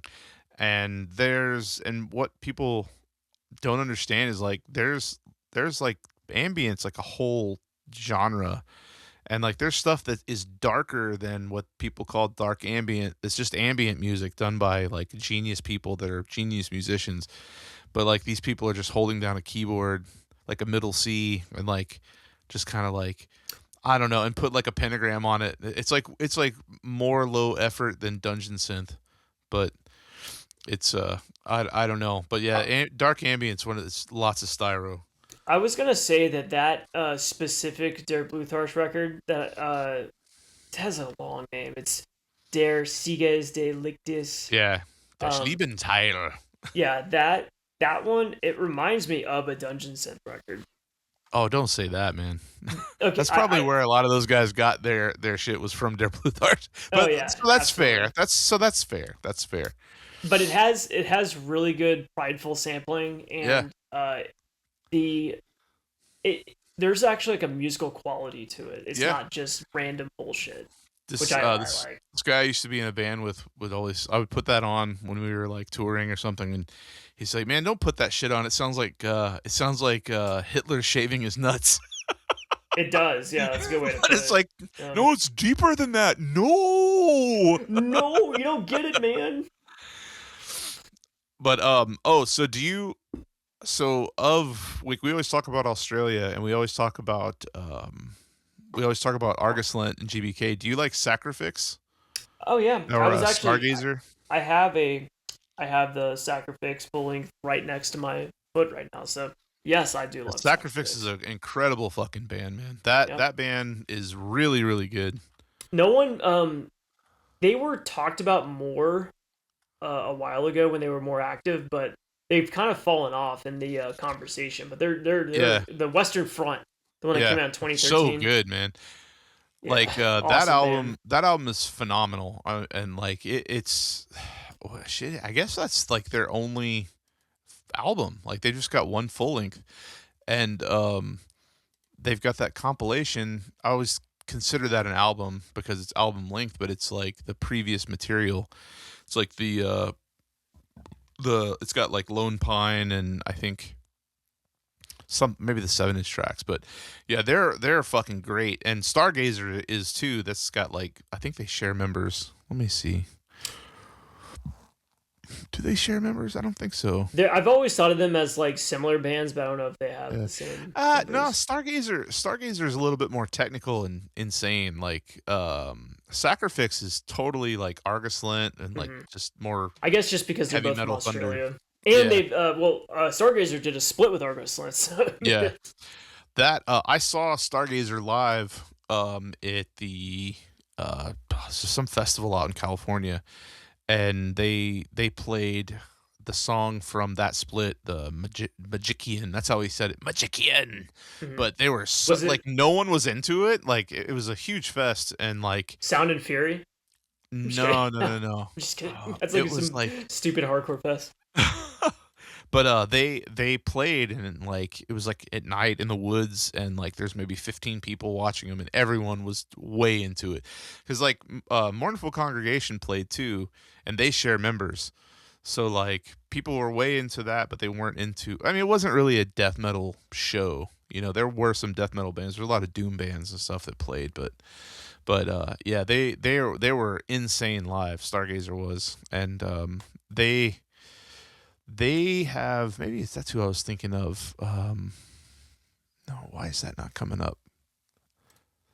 No, Stargazer is who I was thinking of that had like they had more shit. Yeah, they put out like a instrumental version of one of their albums, but yeah, they're really really good. Stargazer, they were like really good, and then they got better in a different way. Like they were super chaotic at the beginning. Like I got the split. It was like Stargazer Invocation split, and I think Invocation may have been like Proto Portal. Yeah, I think I don't know. Like that's a really good split. It's kind of weird, but I don't think Invocation really did much after that. Like or they changed their name or something, but really really good stuff. So Yeah, I need to check out more Stargazer stuff. It's been a while since I've listened yeah, to them. man, start from the beginning. It's really really good. Like the split with Invocation's fucking great, and then they did the Argus Lent split, and then the Scream That Tore the Sky, that came out on Agonia, which is like that is a styro label. That's what that label does, is styro. Absolutely. And but so it was sad to see them on there, and but like luckily Parasitic reissued it or put it out on vinyl in the States. So but like it's really really good, and they just kept getting better from there. So because the Great Work of Ages came out on Profound Lore in 2010, that album is perfect start to finish, absolutely flawless. So it's technical death metal but not like tech death, you know. Mhm. So it's Yeah, that is a distinction. There's yeah, technical death metal, but then there's tech death, which is for the most part bullshit. yeah. But yeah, great fucking band. Different style. I mean, it's Australian, but it doesn't sound Australian. You know, like Sacrifix doesn't really sound Australian to me. So, No, but because I mean it's Argos worship. yeah, But yeah. they were doing it before anyone Yeah, was before doing that. before it was cool. Yeah, before it was cool. It was them and that. There was some other band. What was it? Migos. Remember that band? Migos. Oh, Mgos. yeah. I don't know if I don't know if I heard that. There was that band from Minnesota that was doing it. House of Atreus. But Yeah, they I think Mgos predates them. is that Migauss? Yeah. I don't even know if I've heard of that before. Migos. They're from I hate. Green. They're from Pennsylvania. Yeah, Greensburg. I always thought of the Open Season as Oh, their full length, but total Argos Lent worship. really? Yeah, I've never even heard of these guys before. No, Oh, they those. damn they had a full length in 2003, but they were out in this. Well, that's lame. Moria Records. Yeah, Huh. you should definitely check them out. The Open Season is great. I think Yeah. I have the CD somewhere around What's that? here. Isn't there some band from uh from fucking like Canada that's like they sound exactly like Argus Grenadier. Flint, but yeah, but they're just not they're not racist or something. So, So the deal with that band, they might hear this. From my understanding, is they're Argo Slant, but they want to be able to play shows. So huh. yeah, that's my understanding of that band. But they're fine, I guess. Like they're okay. Bands To that sound like other bands, I just can't really if you're give them a gonna lot of yeah if I you're don't know. gonna if your whole career as a band is focusing on sounding like a pre-existing better band, I think they'll Yeah. agree that Argo Slant is a better band. What's the point? They Yeah. in their I think their most recent record, I think what was it called, Wolves of the Trench or something. Yeah.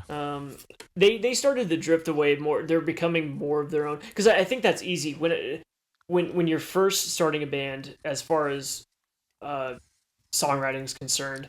It's easy to have a band as a blueprint, but the more confident you get as a band, you want to progress past that. So they're starting to move past just being an Argos Sun worship, but they Man, still have dude, that they're sound to them. trumpets blare in blazing glory and they've got the It's old art. supposed to be Argos Sun, yeah, Too much. Yeah, come yeah. on, man.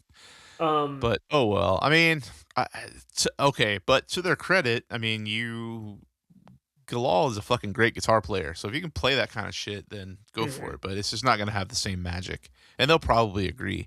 But I mean, hell, it came out on fucking Drakkar, so good for them. Yeah, that's. I mean, they definitely have some motion, so they're not like a nothing Huh? band for sure. They play shows, Nah, but it's just I don't know.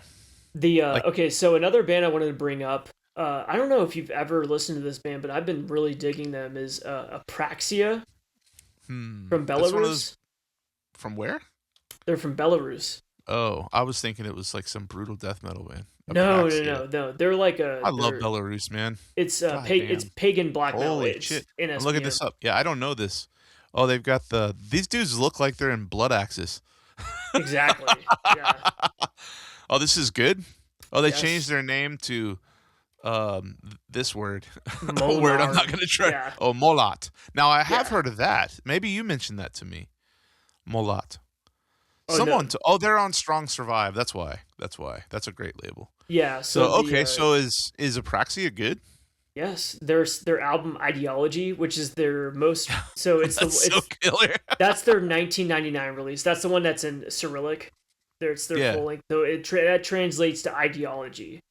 Wow. That's the one with the basically swastika in the cover with the Viking beheading someone. I just got that CD. Oh, wow. That looks like an RAC cover. It does. So it's pagan black metal, but with heavy RAC vibe. It has like God, that. I love this cover. It's so good. It's so bad. Oh, dude, check them out. But It has that thrash RAC sound. like this looks like this tape just looks fucking Eastern European.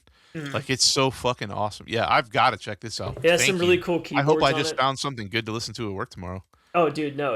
I feel like you'll dig them a lot. It's very, very. We talked about this a lot, but it's very prideful. It has that classic. 1999 is the sweet spot where it's like, okay, Yeah. this is exactly what I'm looking for. I had heard of this band a while ago, but for whatever reason, I revisited them over the last month. I picked up the CD Huh. and yeah, no, Jesus Christ, sick dude. Yeah, band. why don't I know this? Their Wow. the Hymns of the Dark Forest is another good Yeah, I was just release from looking at them. that. Yeah. Hymns of the Dark Forest and then wow. Okay. Yeah, I'm checking this out, man. Do those guys in anything else? Oh, Molot. Okay, so they just somebody that we know, or maybe it was you, was talking about Molot. Oh, Maybe I it think was you're talking about that M8L8TH Moloth. no, not that's Moloth. This is Molat. That wasn't me then, because I might have pronounced that Moloth. No, they're on Strong Survive, and I think that's what it was. Like I saw them in a distro or something, That makes sense.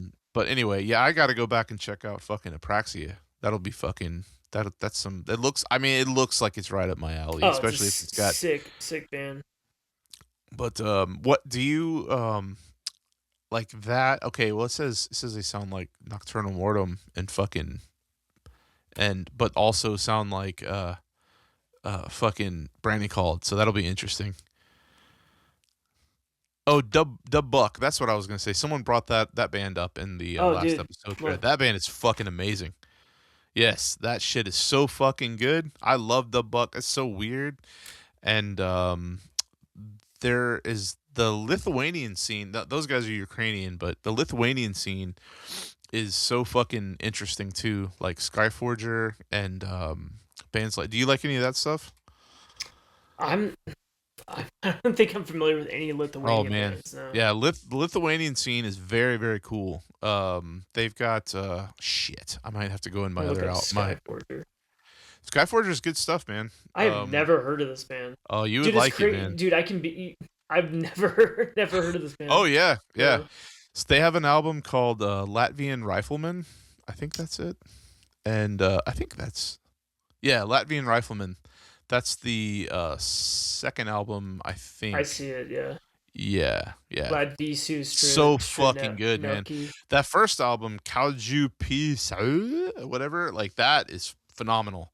Really, really good stuff, man. Skyforger is great. Let me see. Their Obtest is another one. They're like more pagan. There's a band I cannot think of. Starts with an A that is from Lithuania that is really fucking good. That super evil and bizarre. I may have to go grab it in the other room, but that whole scene is just interesting. Like the black metal. So some of it's really pagan, and some of it is just straight up black metal. But it's interesting. It doesn't sound. It's like its own like mini scene kind of. Yeah, I have not. This is a blind spot for me. Latvian black metal. Yeah. I have not. dove Really into good stuff. them. Yeah, you should start with Skyforger, and it's really good. Dub Buck is kind of like similar vibes, Yeah, I love but the book. They're sick. yeah. So if you like that, I mean, they're Ukrainian, but Mhm. it's the same kind of weirdness, you know. Dub book is such a. They have that. Have you ever heard the term Slav jank? Oh yeah, yeah, Like it's mashed together. Like it yeah, shouldn't work. But yeah. It shouldn't, but it does. It's so just, it's just fucked. You know, mhm. it's bizarre. But they're it is gonna drive me nuts if I don't go grab that record. I will Yeah, in go a grab second. it. I'm Yeah, hang on. curious. All right, sorry everybody. I had to go grab that fucking record. Annubi is the band I was trying to think of. It's Anubi. They're also from Lithuania. That band is fucking perfect, man. Everything they ever did was fantastic. Now, to be fair, I have not heard this new EP I just saw, but it's got the most crazy fucking artwork, and I bet it's great. And it's also on Ledo Takas Records, which is I think the same label that put out the stuff from Skyforger. It's like a Lithuanian black metal label. But yeah, Annubi, like that stuff is like the I can't pronounce it because it's Lithuanian, but it's Kai Pilnates Akis Uzmerks Mirtis. It's like the 1997 album. Oh yeah, I see. That record is fucking flawless. It is. Jesus Christ, I'm gonna listen to that as soon as we get done. That comes with my highest recommendation. So Annubi. Lithuanian black metal is its own vibe, dude. It's so Is it fucking more? good. There's no like melody in it. It's just like brutal black metal. No, it's like avant-garde black. You can't. It's standard black metal, but it's got some like kind of weird folkish parts, but it's evil. You know, it's not. It doesn't have like flutes and shit and acoustic. There's some acoustic guitars, but it doesn't have like folk elements and folk instruments. It's you should definitely check it out, man. I mean, they Yeah, started in '93. I've never even, dude. You're bringing up some heavy. I've never heard of this band ever. Yeah, Annubi is one of my top. Like that shit is real deal shit, man. It's crazy. So Um, they had a full length in '97, and then they were dormant for almost 30 years. Yeah, And then they released an EP in 2026. yeah. One of the guys That's died while he was sailing that's across wild. on Lake Michigan, but in America of all places. Oh wow. So on Metallum it says Vedbwinzen. They're not quite as weird as Vedbwinzen. It says similar artist, but like I wouldn't even say Master's Hammer, but the other band that says on here Poculus, That's another fucking fantastic Lithuanian band, Poccolus. Their self-titled album from 1996 is absolutely classic, and Oculus. shouldn't be too hard to find. Like Hammerheart put it out originally, and then Inferno Profundus put it out, like reissued it. Yeah, Poculus is really fucking good, man. There's a label that reissued a lot of that stuff, and Inferno Profundus, and in 2020 and 2024, because it was hard to find forever. It came out in '96, and then it was kind of styro though. No one was really into it, but yeah, Poculus is really really good. Lithuanian stuff. And there was another one listed on here. Nahash is good too. That's a really good band. Let me see. Oh, Veilfar is the other one that I think is as good as Annubi. I've heard of Belfar before. Okay, so it lists Woods of Infinity. Woods of Infinity is fair. Like, if you like Woods of Infinity, like they're one of my favorite bands. But like, if you like Woods of Infinity musically, like you would definitely like Annubi. Like, they don't sing about like sex and stuff. Like, it's a cult, pagan, whatever. But it's musically, it's very similar. Nahash is very good. Lithuanian stuff. It's not quite as good as Annubi, but it's good. Like Dark Fire Dancing is fucking classic. Like a friend of mine, like, well, okay, so Dark Fire Dancing is a 5-way split with Nahash, Annubi, Poculus, Akis, and Wedgedis, and it came out on Dangus Productions, which is the funniest label name ever. Dangus. It sounds But like a Steve Brule. yeah, exactly. But Dangus, like they were in Lithuania, I think. I think they were in Lithuania. Yeah, they're a Lithuanian label, and most of what they did was pretty good. So, that if you can find that split pretty It's a easily. 5-way split. Damn. Yeah, it's Crazy. really good, man. Like, that's good shit. Like, the cover art is fucking killer, and it looks very Eastern European and just kind of cheesy but awesome. And but yeah, definitely. And but Veilfar is as good as Annubi in my opinion. They only have a demo and a split, but it's fantastic. It's members of Nahash and Annubi, but like the Frigus ex Tenebris Vinit demo it's album length, so it's 35-minute demo, but it's fucking killer, dude. It's absolutely flawless. And they have a split. And Anapulus? Never heard of that band. Anal pubis. No, yeah, I don't have this and I feel Annapolis. totally ignorant. I do not, dude. It's crazy. I've not dove into the Lithuanian black metal scene Yeah, that stuff whatsoever. is it's very very different, very outsider kind of stuff, man. I It's don't not know. Did they cool, have like a you know. standout band from that scene? Skyforger. Skyforger. Skyforger That's is like the their one. Like, that's standout the one that band. everybody likes because they're kind of like people that like Tim Noser kind of like them too. They don't have a flute player, but it's like Skyforger's great, man. Latvian Rifleman is fucking awesome. You Like, it keep still bringing up gets bands reissued. that I have like within reach. I have that Tim Noser demo right Yeah. there. Yeah, Veilfar. God, I forgot how much I like Veilfar too. That Frigus album is so fucking good.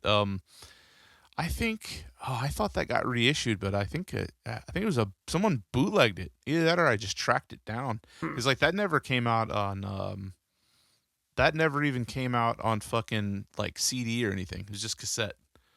So it never got reissued. Like, no cool, quote unquote cool label picked it up and did a Die Hard version on red vinyl with the back patch and all that stupid shit. Like, it's fucking real deal shit, man. Veilfar is and Annubi, that's the jam.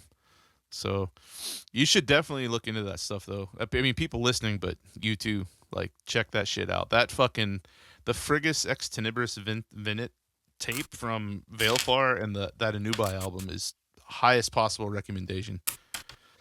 Yeah, I'm gonna check out Skyforger first of all. This I sounds think you'll I think really you'll really like that, man. interesting to me.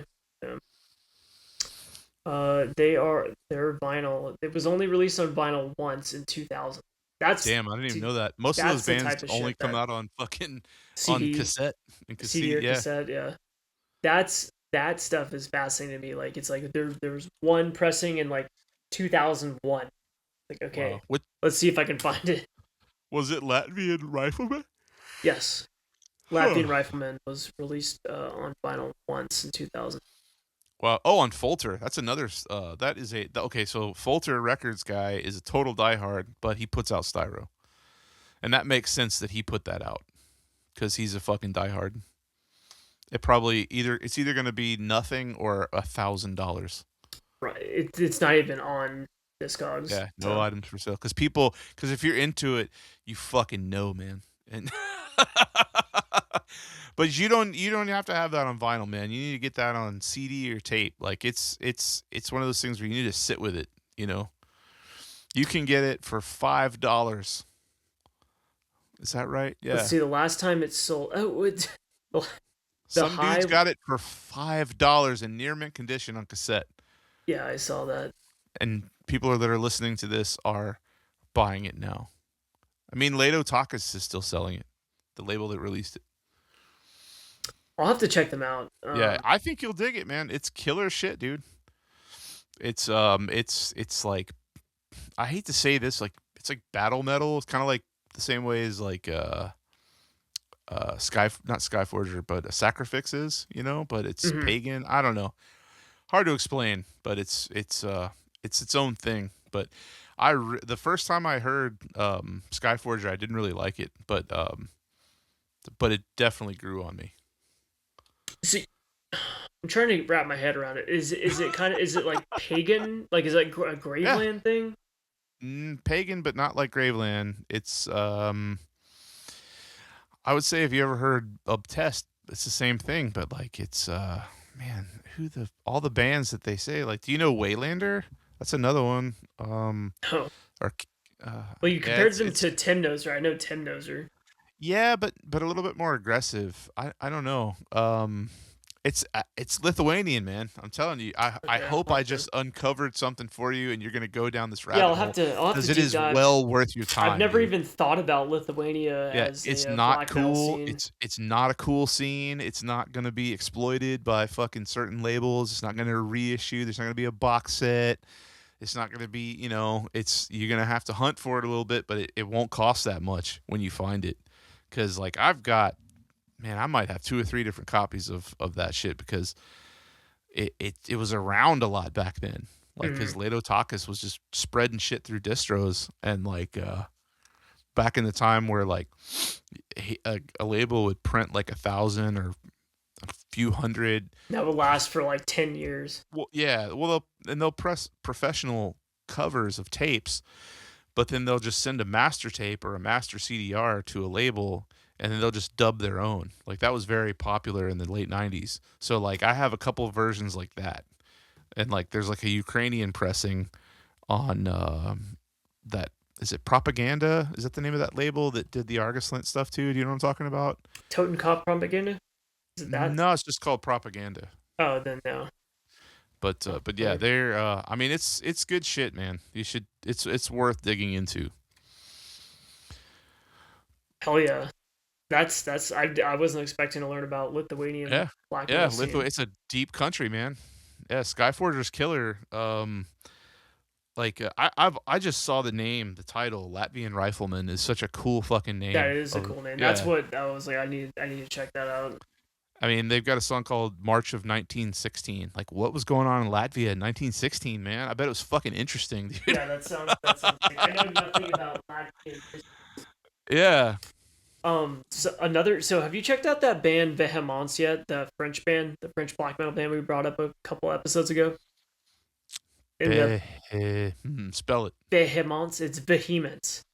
Oh, no, I have not. That's on my list of like the stuff I should listen to right away. Because you told me about them on here, and then we talked about them like off air, and then I saved it, and I know it's good. I listened to a little bit, but I set it aside because I knew it was one of those things where like once I started, I was gonna like want to buy their shit and go down the rabbit Mhm. hole. But I have not. But I want to. It looks interesting. It's great. I was just curious because there's another band I found in the last couple weeks that is adjacent. It's like medieval castle French black metal. It's in the same. It's not as good as Behemoth's, but it's pretty good. It's a band called Darkenhold. Have you heard of them? No. It's French black metal. All the lyrics are in French. They have the whole medieval Ooh, theme going I like on, but their logo. it's really it's cool. Their stuff is hard to get in the U.S. Good. unfortunately, but I've been listening to them. They have a lot of records. I think they've been around for a little bit, but they've been consistently releasing records the last few years. The one that I liked a lot was the Arcane and Sortilege, and then their most recent one, the Le Mm. Flot de Rocher, the one that came Fleur out in de 2025. Rocher. Le Yeah. Flot de Rocher. Yeah. That record is I've been listening to Huh. that pretty consistently. But Echoes from the Stone Keeper is also really good. Castellum's good. All their full lengths are pretty good. The only one I haven't listened to so far is the A Passage to the Towers. I think they were slightly different. I think they kind of morphed into like the current like because there is like a French like medieval scene. Yeah. There's like a few bands that are really heavily embracing that sound. And yeah, their number one most similar band is Behemoth, so Huh. they fit well within that group. But they're really good, and I hadn't heard anyone talk about them or post them or bring them up. So I was like, damn, I need to shout this band out because they're pretty sick. Yeah, it looks interesting, man. The cover, like the promo picture, looks like Abigor's Verwustung or something. Like it's Yeah, got the Abigor is medieval definitely they're pretty fast. Um, they're pretty fast. They have some good keyboard Arkenhold. parts. Cool. Yeah, Yeah, yeah, this label is kind of obscure looking too. This Les Arcturs de l'Ombre yeah. I think production. that's Let's just a butcher that. very very specific French label. Huh. I got lucky though, and I I wonder if got they're nationalists. no. From what I can tell, they're just. I think Vehemence would be more inclined to that than this band would be, but I did get lucky on eBay. And I scored one of their shirts for like dirt cheap from a guy in like Kentucky. He was like selling Huh. it for like $15. I was like, because I looked in their Bandcamp. It was one of those situations where the shipping was twice as much as the actual shirt, Huh. especially with all that stupid tariff bullshit that's going on right now. Oh yeah, that's so fucking annoying. I'm trying to. There's a French band that came out like back in the '90s. They put out like an album of I think it's Wallachia. Is that them? I think that's them. Let me look that up. No, that's Norway. Huh. There maybe no. Oh yeah, that's who I was thinking. I was thinking of Wallachia. Never mind. I thought there was a French band that came out with something that was kind of medieval, and I could see the cover. They put out a demo and it was like very very medieval woodcut, and they kind of had this like resurgence a few years Oh ago. yeah, yeah. That's it's. Is it Wallach? Yeah, yeah. I know Wallachia. Wallachia is Yeah. Norway though. This is a different band. This is from France. Hold It's a on. single black metal band. I know Single what you're one. talking about. Let me Yeah. find it real quick. I think medieval is even in the title. Um, uh, While you're doing that, I have to apologize. Like my brain goes fucking sideways because I take antidepressants this band. and fucking and it makes me go fucking brain fart. What is? Show me that again. I can't see that, dude. Let me go to the other tab. Hang on. What is that? That's who. Yeah, that's who I was talking about. But that's not the band I'm thinking of. Wallachia. Wallachia. But man, that fucking band, dude. They've got like one iconic fucking EP and a demo, and then like they went like the Moonfog route after that, and like they started putting all this like electronic shit out. But then like people decided that they were good, and they may have put out a different album. But I think Medieval is even in the name of one of the albums. So, I but don't know, I dude. guarantee you that this band that the one we were just talking about that's vehemence like adjacent is probably influenced by them. Darkenhold. Yeah, Dark and Hold. Darkenhold. Um. what is the yeah, they it's an interesting scene, the whole like modern French medieval. That's a very specific niche, but It could be there's worse, man. I yeah, mean, I like there's that more than goats and fucking dumb shit. it's So very triumphant and yeah, in the proper sense. So I think I was thinking about this today, but I was like, I'm kind of over Bothana. I'm yeah. just that I band mean, does nothing for me anymore. It's no, he just should have never come back, dude. Like as soon as he came back, he lost all credibility. This is a yeah, fucking it's joke, dude. I I don't care who fucking. I'm not gonna. He wants everybody to kiss his ass. Like it's the guy's a fucking joke. He's a wigger. So yeah, the flat brims. No, it does nothing for me anymore. So the magic yeah, is gone. It was cool in like 2012, but was it? I'm just to kidding. me I'm it kidding. was. To me I'm it kidding. was. Yeah, But I'm joking. it's the magic is gone That now. was It's before, just you know, like that was before yeah. the exploitation. Anytime you get everything just rammed down your fucking throat, man, it's losing it. The magic's gone, dude. I mean, the shit was already sus because he did a fucking split with Satanic War Master. So, but it's just like whatever. People So were asking there's us to do a Satanic War Master it's never episode. gonna happen. Never gonna fucking happen. Cause man, I'm gonna be nice. So, for once. That's what I figured. Yeah, it's just not gonna happen. There's some bands I just don't fucking like, man. So, and like, there's no point in me just shitting on it the whole time because I know a lot of people like. Same with Goatmoon. I just don't like that band, dude. Like, it sucks because that guy's got some great fucking vocals, but I just don't like it. And then, man, Is they it did so that new EP. I like Goatmoon a lot, but I can understand why people wouldn't like it. You know, It just doesn't do anything for me. It does like the guy's never done anything that's like it's not like well the only thing they've ever done that's fruity is like that last EP with it's like all pink and purple and shit and like oh, that Alien Maniac. Terminator. Yeah, that's fucking stupid, dude. But like before that, like I don't like when they were at their height, like and they put out some new one like a couple years ago or maybe it was last year and like all these people were just like on the when it premiered, they were like, "Oh, this is the best thing ever." And it was okay. It's just maybe my ears are just fucking, To you know. me, so their last so Finnish Goatmoon is a band I love. Um, Finnish Steel Storm to me of the contemporary Finnish scene is my personal favorite.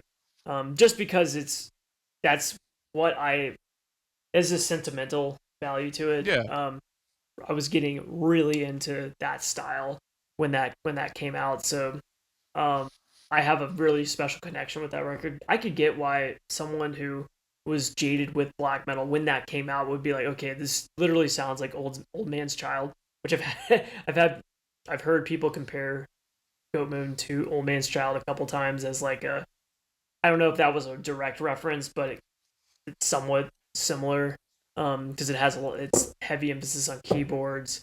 I do agree that his vocals are a big highlight to that band. yeah, They're he's great. they're pretty unique, you know. I don't know anyone else who does them specifically like that. Um, but I don't know, just it's Well, the thing with that band is, I think that they are good enough to where like they could be huge, but because of the nationalist stuff, they would never be that. You know what I mean? Like if you took that out, they would probably be I think gigantic. that's what's kind of cool about that band though. Yeah, and like like nationalists need bands too. You know what I Right, mean? right, right. So and it's not that I mean, man, that guy's vocals are so fucking good. Like I should like it. I just can't get into it. And He another band, releases a lot of or for a, he was releasing stuff really consistently, like a record like every other year.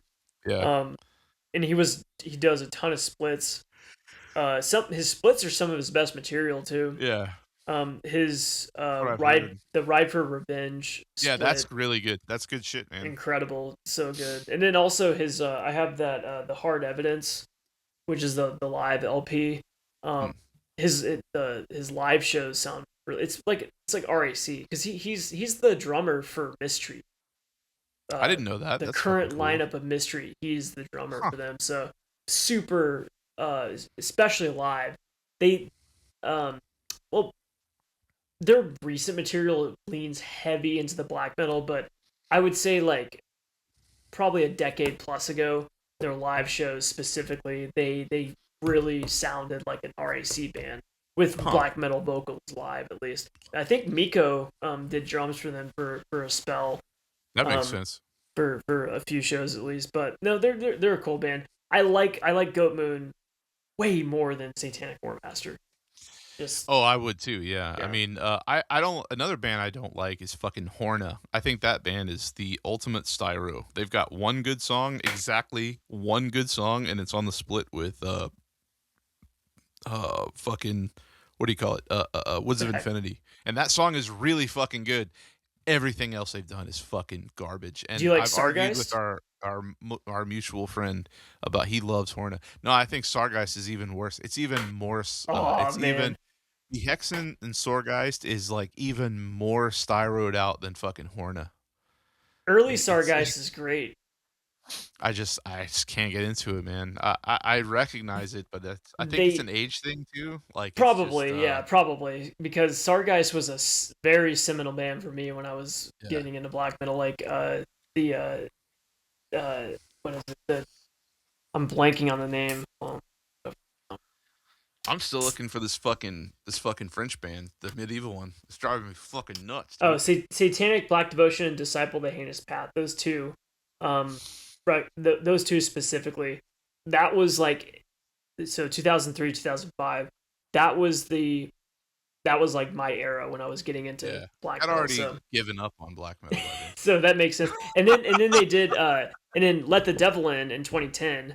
That was the I would say the progenitor of like the modern Finnish scene of like okay, let's basically be rock stars. You know, let's Yeah, let's that was let's make fucking rock. stupid, man. Yeah, let's make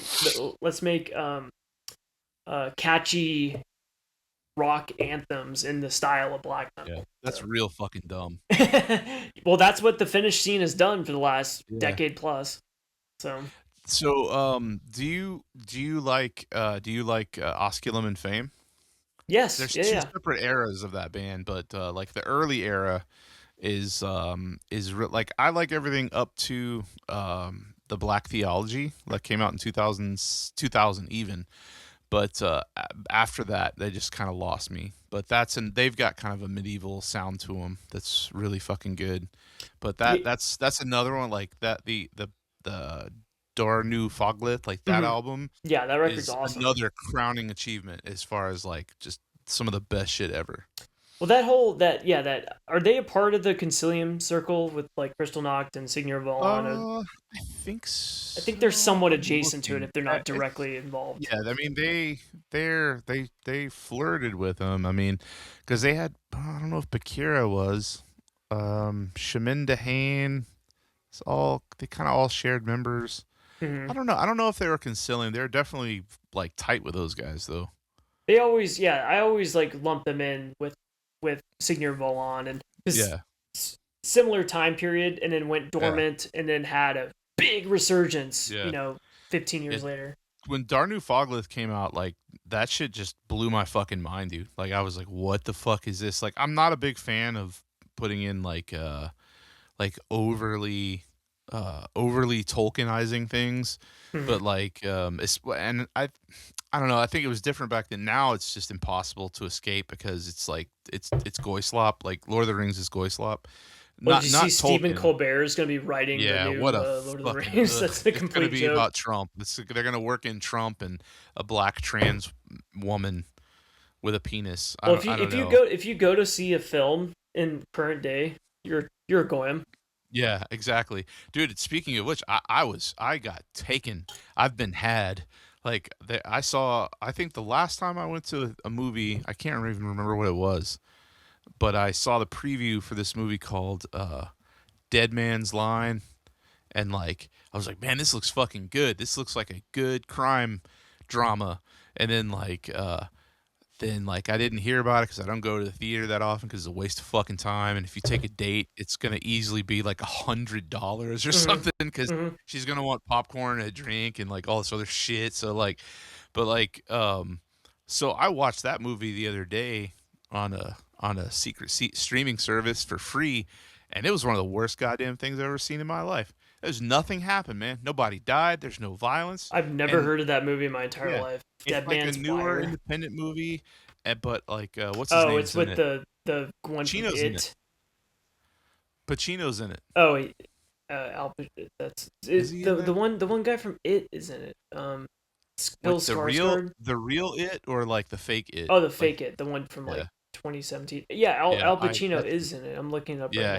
now. He doesn't do anything. I was like, oh, cool. It's gonna be good crime. It's not. Oh, Carrie Nothing Elwes happened. is in it. Well, shout out No, Princess he's Bride. not in that. He's not Yes, in that movie. it says he's in it. Yeah, Dead Man's That's Wire. crazy. Carrie Elwes. Yeah, he played. He's the I don't third. believe He's the you. third listed. Wow. Maybe he's like the fat cop. Man, I I wonder if he is the fat cop. Hold on, I gotta look that up now. I think he's the cop. Yeah, he's wearing like a leather jacket in the Well, yeah, I preview. can see it now, but holy shit. Mhm. Yeah. I'm looking at that now. Yeah, he must be he plays Mike. Yeah, Michael Grable. Mike Grable. Yeah, Carrie. Wow. I didn't even, he's unrecognizable. He's kind of chubby. Well, he's I mean, got he to be just like looks like a cop. 65 now plus. Wow. I mean, How Al old is he? Pacino looks like 63, dog shit. 63. Yeah. He remains seated the entire movie. He Well, just talks shit. they've been wheeling out Al Pacino for the last 20 years in Yeah. film. It's Same with Robert awful. De Niro. That's a fucking shame, dude. He Like Al should not be in Pacino, films. he should have given up. Like, what is that shit? Not analyze this. What was that? Oh Meet the Fockers? no, Is that was was Robert that De Niro. that was De Niro. Oh, Man, what Al was the Pacino has been in some Sin of a Woman? embarrassing stuff. Yeah. Yeah, that was his. Hooah! Wah! What also was You got a big ass. yeah, That's heat. I was gonna say yeah, in the heat. So he's giving 90s Pacino, he became a different guy. Yeah. 80s Pacino, 70s Pacino, he was this serious, brooding. Yeah. Have you ever seen like obviously like Godfather, Scarface, Yeah. whatever? But have you ever seen Cruising? Cruising is one of my favorite movies of all time. Dude, I it's will tell legendary you some film. crazy information about that album, or about that movie off the air, but I love that movie. Oh, me too. It's so fucking good. It's so dark. I've seen it so many times, And it's and William Friedkin, I actually Exorcist. I also have the soundtrack, which is fucking crazy. Not the score, but the soundtrack, and none of those songs are even in the are really even in the movie. It's like all this fucking garage rock from the 70s. Was It's it like fucking diegetic, killer. like playing in the background, or it just happened to? They Maybe, just I don't know, but they're real bands. But it's like killer garage rock from like the 70s. It's so good, man, because it takes place in like nightclubs and shit. Mhm. That I love that fucking movie. It's Powers so fucking Powers good, man. Booth little cameo in it is one of the best Powers scenes ever. Powers Booth in that? Yes, he's the guy that explains the bandana system. Oh yeah, that's right. Yeah, The but band. that movie is Hope we're not losing people talking like hailing fucking Cruising. Like, it's about, there's like gay stuff in there, Oh, but it's not a it's gay totally movie. degenerate, but But it's not though. You know what I mean? yeah, It's cinema. it's an amazing film. It's a serial killer movie. I mean, Exactly, there's yeah. blood and dying. So, It's an American giallo. It's yeah, a very it's very good.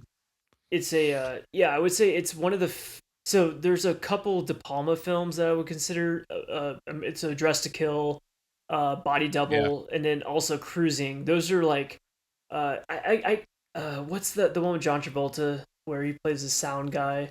Oh Blowout. man. Yeah, Blowout. yeah, yeah. So that's another American giallo. So there's like a handful of films that like obviously they were influenced by the Argento and the Yeah. Bava films of the 60s, early 70s. Oh, Birth of Crystal Mario Bava, Plumage. man.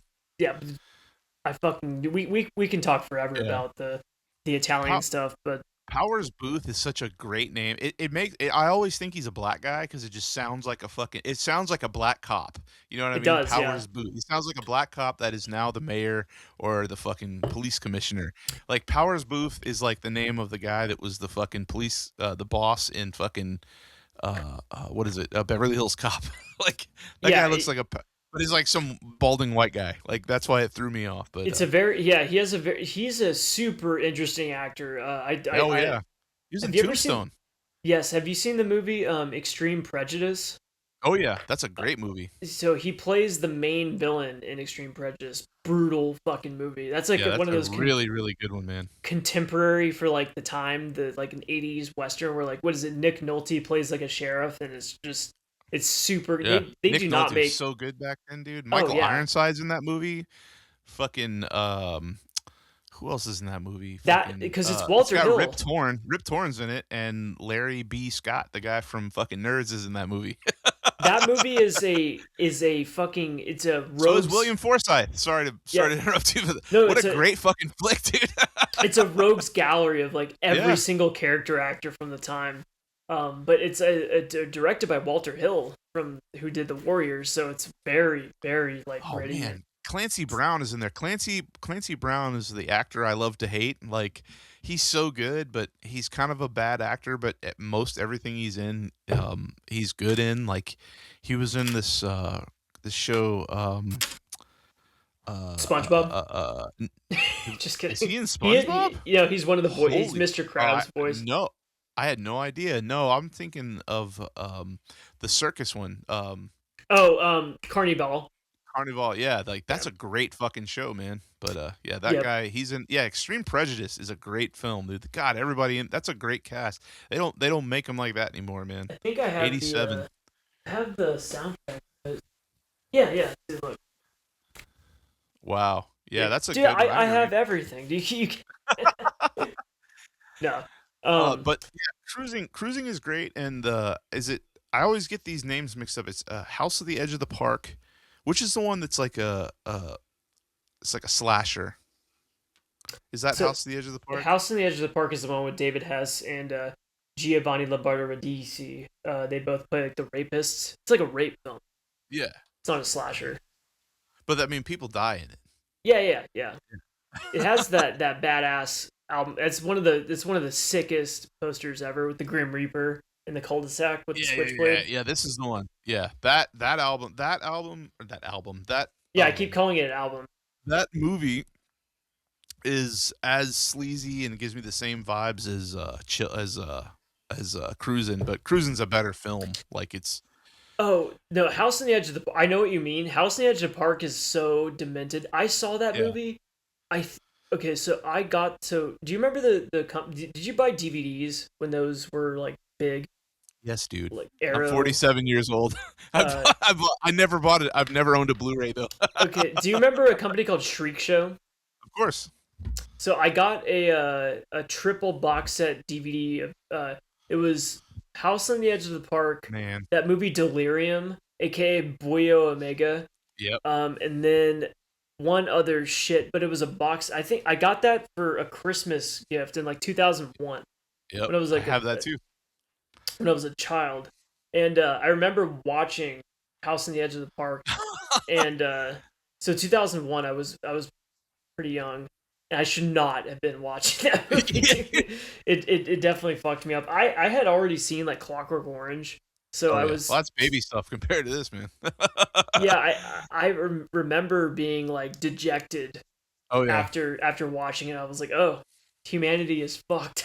And I Yeah. was just like Well, totally my mindset of like what movies are kind of changed after that. I don't know how. I think so we had a family computer and I was looking up like lists on like forums of like horror movies and somehow I like found I was like there was a website called like Deep Discount. Remember that website? no, that sounds cool. It was like a kind of Amazon-esque, like they it was just like a directory and then you would find links to Oh, I distributors. remember. I remember something similar to that. Those were great, man. Because couldn't you get shit for totally just cheap as hell? Yeah, I'm pretty sure And it DVDs wouldn't were be like the best 12 bucks. packaging, but it was like but you'd still get a good version of the like a good print of a film, but it's not going to be that involved, No, as it far as the was packaging. no, it was like I think all it did was it would just link you to sites that were stocking Oh, stuff. okay, so it was like an Like aggregator kind of yeah, thing. yeah, exactly. It Okay, would find you sites that were stocking those hmm, specific titles. Because this was okay, before, like now everything is so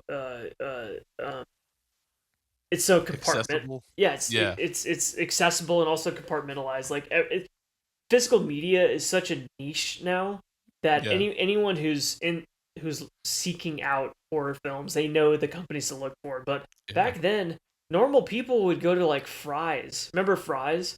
Mm-mm. So Fry's Electronics, I think there was only there were huge stores. We had several of them here, giant, massive stores. But they were famous for at least in like the horror circles, they had a really killer DVD section. So they had the Anchor Bay stuff. They had Grindhouse. They had all the Blue Underground. They had Shriek Show. All the really what was it? Camp Motion Video. Do you remember Oh yeah. them? Yeah. Oh yeah. They had all that stuff. They stocked all of that super cheap. I remember getting like when I had for my birthday, I would get like $100. $100 would go a long way. Oh yeah. I could get like 6 DVDs Oh yeah. for that. So yeah, I picked up some crazy shit: Cannibal Holocaust, Cannibal Ferox, Maniac, the Man, Bill so Lustig Maniac. What else? I Drink Your Blood, and then it was like the deluxe Grindhouse edition of the DVD, the 2 disc DVD that came out back then. Um, what was some other stuff? man, I miss going to the movies and seeing shit like that when places would play good movies and fucking politics weren't ruining everything and ugh. I mean, I like used to be able to go out and be fucking social and with people that were like weird and like being weird wasn't cool and like and it wasn't just like let's put this on Instagram. It's Oh like you could yeah, go see a fucking movie. There'd be 10 people there, and you wouldn't say anything to each other, but you like felt like you were like, okay, like these people are probably cooler than the assholes that are going now. So oh, me and a buddy of mine coined the term was bag man. Every screening, because we I used to go to screenings like midnight screenings like that oh all yeah, the time. I missed that so much. There would be at least one bag man every screening, and they would have this mysterious bag that would have a sandwich in it, a paperback novel, Oh an weird. apple. Just they were quasi homeless. You weren't sure if they were like a Oh, I've never seen bum, it back. dude. It so my buddy used to go to this. It was like it was called Noir Fest. It was in like L.A. I've heard of and that. he said so it was like this like I think it was It's like all it's all Bagman. dude, yeah, it would be guys like who are dressed like George R. R. Martin. Like they all have that like that phenotype, like Yeah. that squatted. They wear the cabbie hat. Yeah. Weird. You're not sure if they're homeless or a millionaire. They're like in Yeah. that like gray area where it's like, okay, is he just not trying or is he trying to be like so He's he's probably given up, dude. he said every other person in attendance at Noir Fest was like a bag man.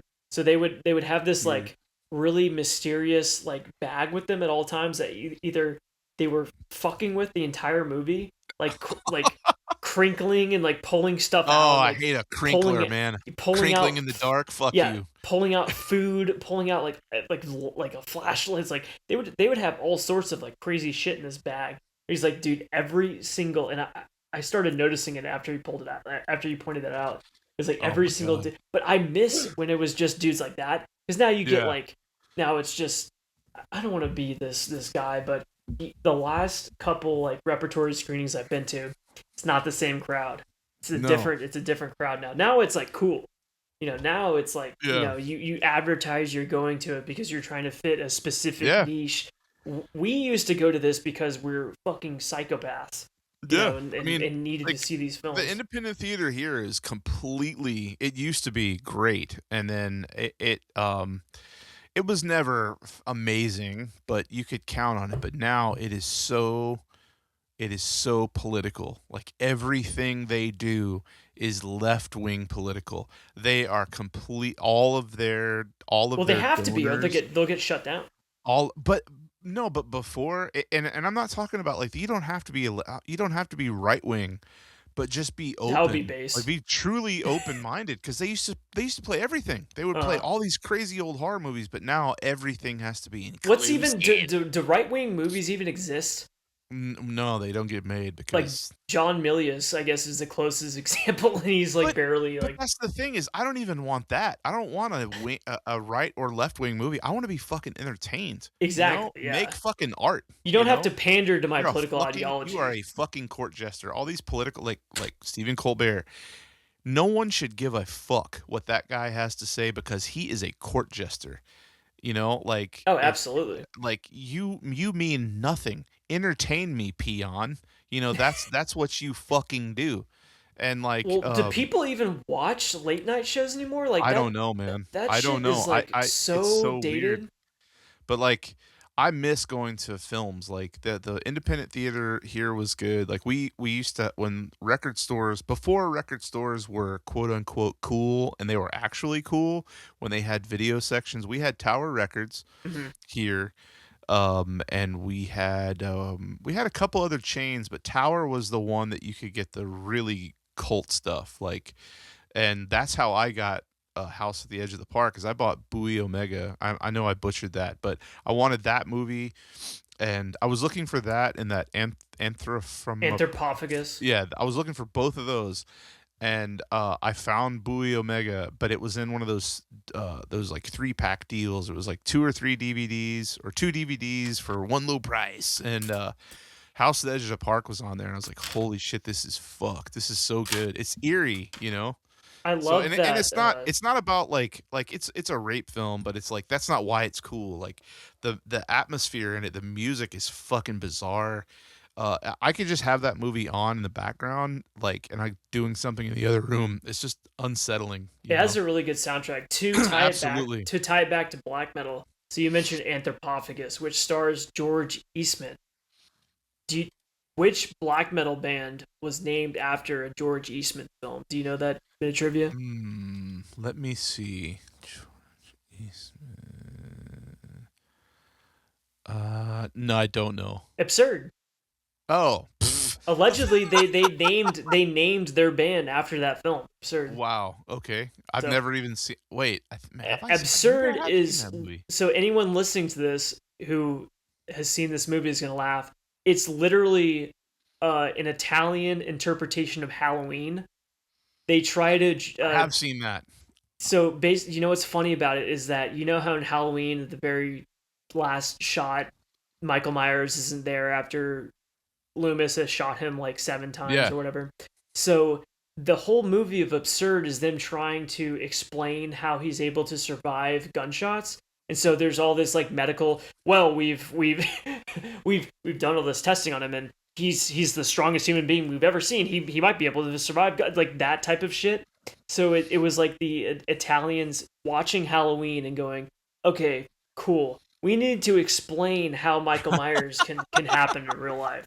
I That's the like whole movie. the original art for that. Probably really inspired Absurd too, because it's just that bloody axe with the crazy font, like the Yeah, video no, game font. it's I always thought it was a really cool name for a film, and then Yeah, I remember I could be wrong, but from my memory, I'm pretty sure that Absurd named their band after this film. that would So make sense. anyway, But yeah, they that I never knew that. That's fucking crazy. But that I've seen that movie. It's fucking great. and it's directed by Joe D'Amato, who is one of the Yeah, yeah. best You can go see schlock. that. You can watch it for free on Tubi right now. It says on the internet. So if people that are listening, you want to go see some cult, to tie it back into the Based Hooligan podcast, like you can see the movie Absurd on Tubi, Oh, dude, Beyond the which is a great Darkness, fucking Beyond the Darkness, Boy Omega was Joe D'Amato. So we're talking about yeah, all and Anthropophagus. So yeah, great yeah. shit, man. All that stuff's highly recommended. I He died missed in that, man. 1999. Damn, that's Wow. 62. Wait, Eastman or D'Amato? Joe D'Amato. Wow. And I think Seems like only Fulci died yesterday. around that same time too. I think If Fulci Fulci might have died and died in then '97. like all these like fucking people started worshiping Fulci and it became like a genre and it Oh, he was died really in cringe. '96. Yeah. So when I know this is sounds ultra. Fulci lives. Yeah. No, it's just uh, it's kind of a shame because he's an, so let me pull this up. Dude, no, Fulci's amazing. The Beyond is a fucking. I've had at least no less than 2 Beyond shirts.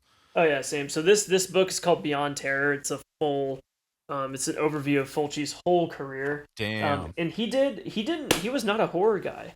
He was a horror guy in his the latter half of his career. He Yeah, did he did a lot of comedies, fantasy, and westerns, fantasies. What was that one I dude? like his fantasy stuff, man. He did a fantasy in his late career. It was is a um it has like a weird name. Hold on, I'm gonna look. I I'm know gonna what look. you're talking about, and I really like it. It's not the Purple Ball. That movie's great too. That's Russian though. It's a one word. Oh, Conquest.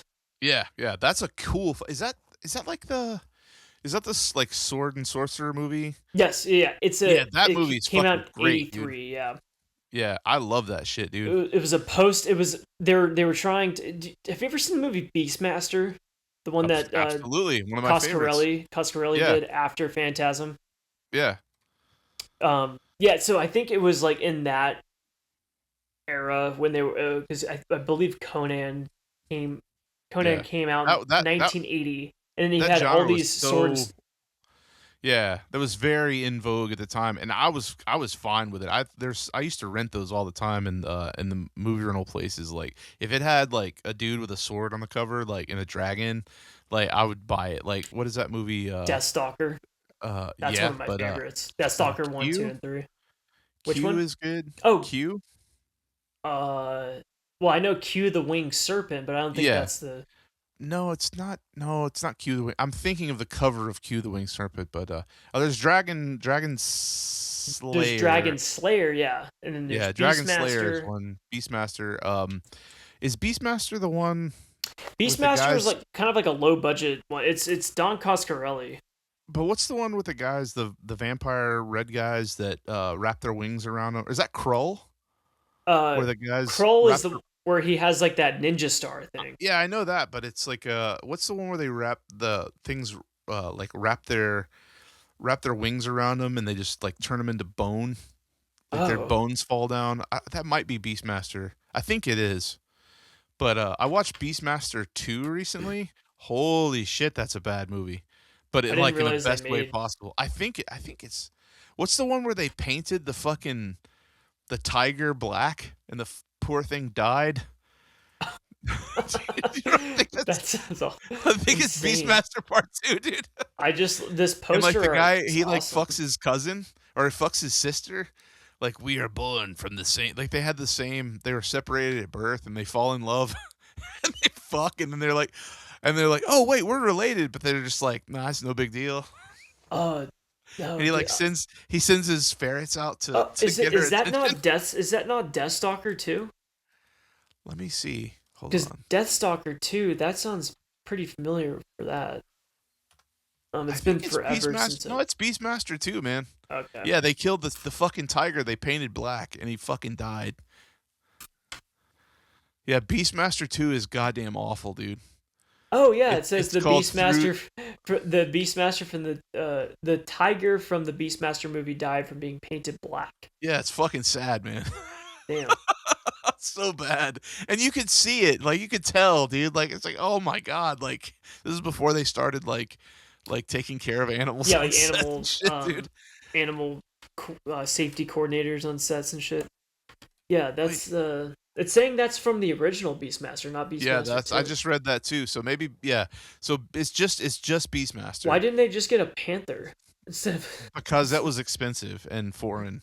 And they got this tiger from a zoo or something. it's I just learned all this stuff in the past year. I revisited that movie cuz I loved it when I was a kid and I was so fucking bummed out when I was looking at that tiger and he's like in the sun, he's like crawling over this stone like pyramid thing and it's like that's a motherfucking tiger they painted, dude, cuz you can see the orange oh yeah. and I'm like, "Oh my god, that is so bad." And they were The totally mistreating the fucking ferrets too. Oh yeah, that's before. I mean, dude, look at like I mean, this is a different thing entirely, but Cannibal Holocaust, where they're Oh just yeah. killing animals on screen. But the Beastmaster poster I've always thought was so cool with the ring with the Oh yeah. eye. Oh Um, yeah. and it's crazy. I'm pretty sure Don Coscarelli was like 25 or something at the time when Holy he shit. directed that. He was really young. Because he did Phantasm famously when he was I mean, I think he was like in his early 20s when he did Phantasm.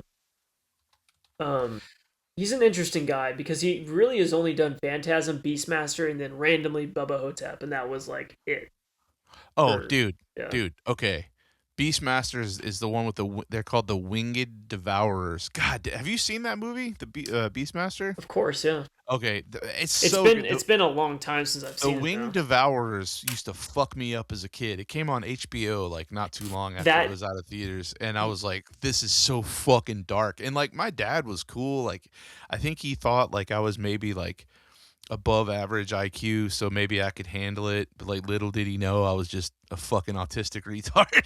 Because like my dad would let me watch like we saw Stand By Me when it came out in theaters, oh which cool. because he was a huge Stephen King fan, but he like would let me read Steve. That's the some of the first books I read were Dracula and Stephen King when I was That's very awesome. young, and because he was into Stephen King, early Stephen King, and so like he would let me. He didn't like language though, but he would let me watch all this violence and sex. It was really weird, dude.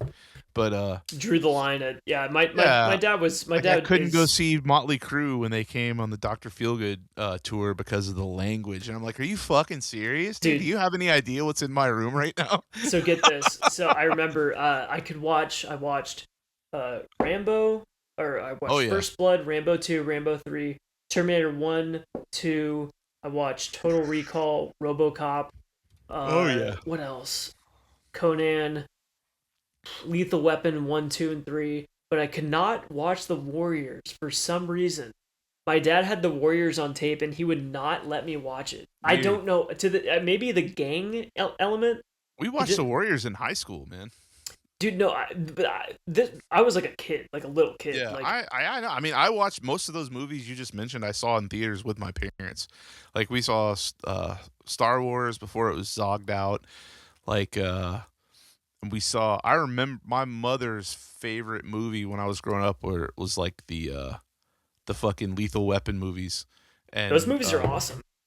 like I saw those in theaters, like, and I didn't really get it back then, but like when I grew up, I was like, these are fucking awesome, dude. Like those movies and fucking what's that other one? I said it earlier, Beverly Hills Cop, like Eddie Murphy. Oh What the yeah, so like good. they but see like they would let me watch Eddie Murphy. No, that's not true. I rented Eddie Murphy's Raw one time, and I Oh think he man, said "fuck" inside the first 15 seconds, and my dad was like, "Nope." But I could see some like blood and gore and shit and some titties, so I yeah. don't get it, man. The parental. So I had '90s era parents. It sounded Yeah, like you have '80s era yeah, parents. So 80s, 80s. there was definitely like a big there. So violence to an extent was cool, but yeah, no sex, no language. Yeah, it That was was kind very of that was strange. kind of the cutoff. But It's like now we would play outside and set shit on fire, but they trusted us. They knew we weren't going to be. I mean, well, okay. But to be fair, most of my friends from that era are dead because they're junkies or they're like they did oh something yeah, crimes. Like I was most the only one that survived. most of my childhood best friends are unfortunately dead because Yeah, they're fucking maniacs. yeah. It's I don't know something what I've thought happened to about where them. it's like I don't know what was different about me, but I didn't go down the route that a Yeah, lot of them went down. But yeah, I we think I were all just have like crazy. wherewithal to like not get myself killed or do something really stupid, but I'm not a genius and I'm not successful by any means, but I'm not dead, so maybe that's I don't know. Yeah, that counts for something at least. Yeah. So, So one more band I wanted to talk about, and I had always heard their name, but I always kind of blew them off, and I never checked them out for some reason. Is the reason why I there was a specific band that they were associated with that I really liked, but I always was like, okay, they're probably cheesy and I probably won't like them, but I checked them out this week and I fucking fell in love with them. Is Twisted Tower Dire. oh, we talked about them, dude. We did, yeah, but That band fucking rules, dude. I had never listened to them. Um, for whatever reason, I don't for I think the name just kind of rubbed me the wrong way. I was like, I don't know, something about this just sounds cheesy, but I checked it out, and It's great. I wish It's I had heavy checked it metal. out years earlier. It's fucking phenomenal. I love Oh it. yeah, It's really really good good. stuff. I saw them at I either saw them in Milwaukee Metal Fest or I think I may have seen him at some other weird off-brand like Like a bootleg fucking Renaissance fest. fair. No, it wasn't that bad. No, like a festival, like a metal festival was like a one-off. Like it was kind of like a generic version where like the headliners weren't that big, but man, that I knew that band was good, and I had heard them on CD and stuff, and had one of their albums. But when I saw them live, it was like I was afraid that I was gonna get there and it was just gonna be tongue in cheek, like it wasn't serious. But they were fucking good, really fucking good band. I'm glad you're into them, man. I really liked. I picked up was it the Eye of the Hydra? That's the one that Oh yeah, I've really gravitated towards. Specific. There's some riffs on there that could have straight up come off of Horns of the Pogrom, like oh yeah. straight up, like Well, did they share members, they do, So yeah. But something about their did you not like While Heaven Wept? Is that why you didn't buy them? so that's Or do you not another want to say? If no you don't no want to that say, then that's okay. no that's that so that's another band that came up that's come up before within their so a band that's been recommended to me before. I Yeah. have not checked them out.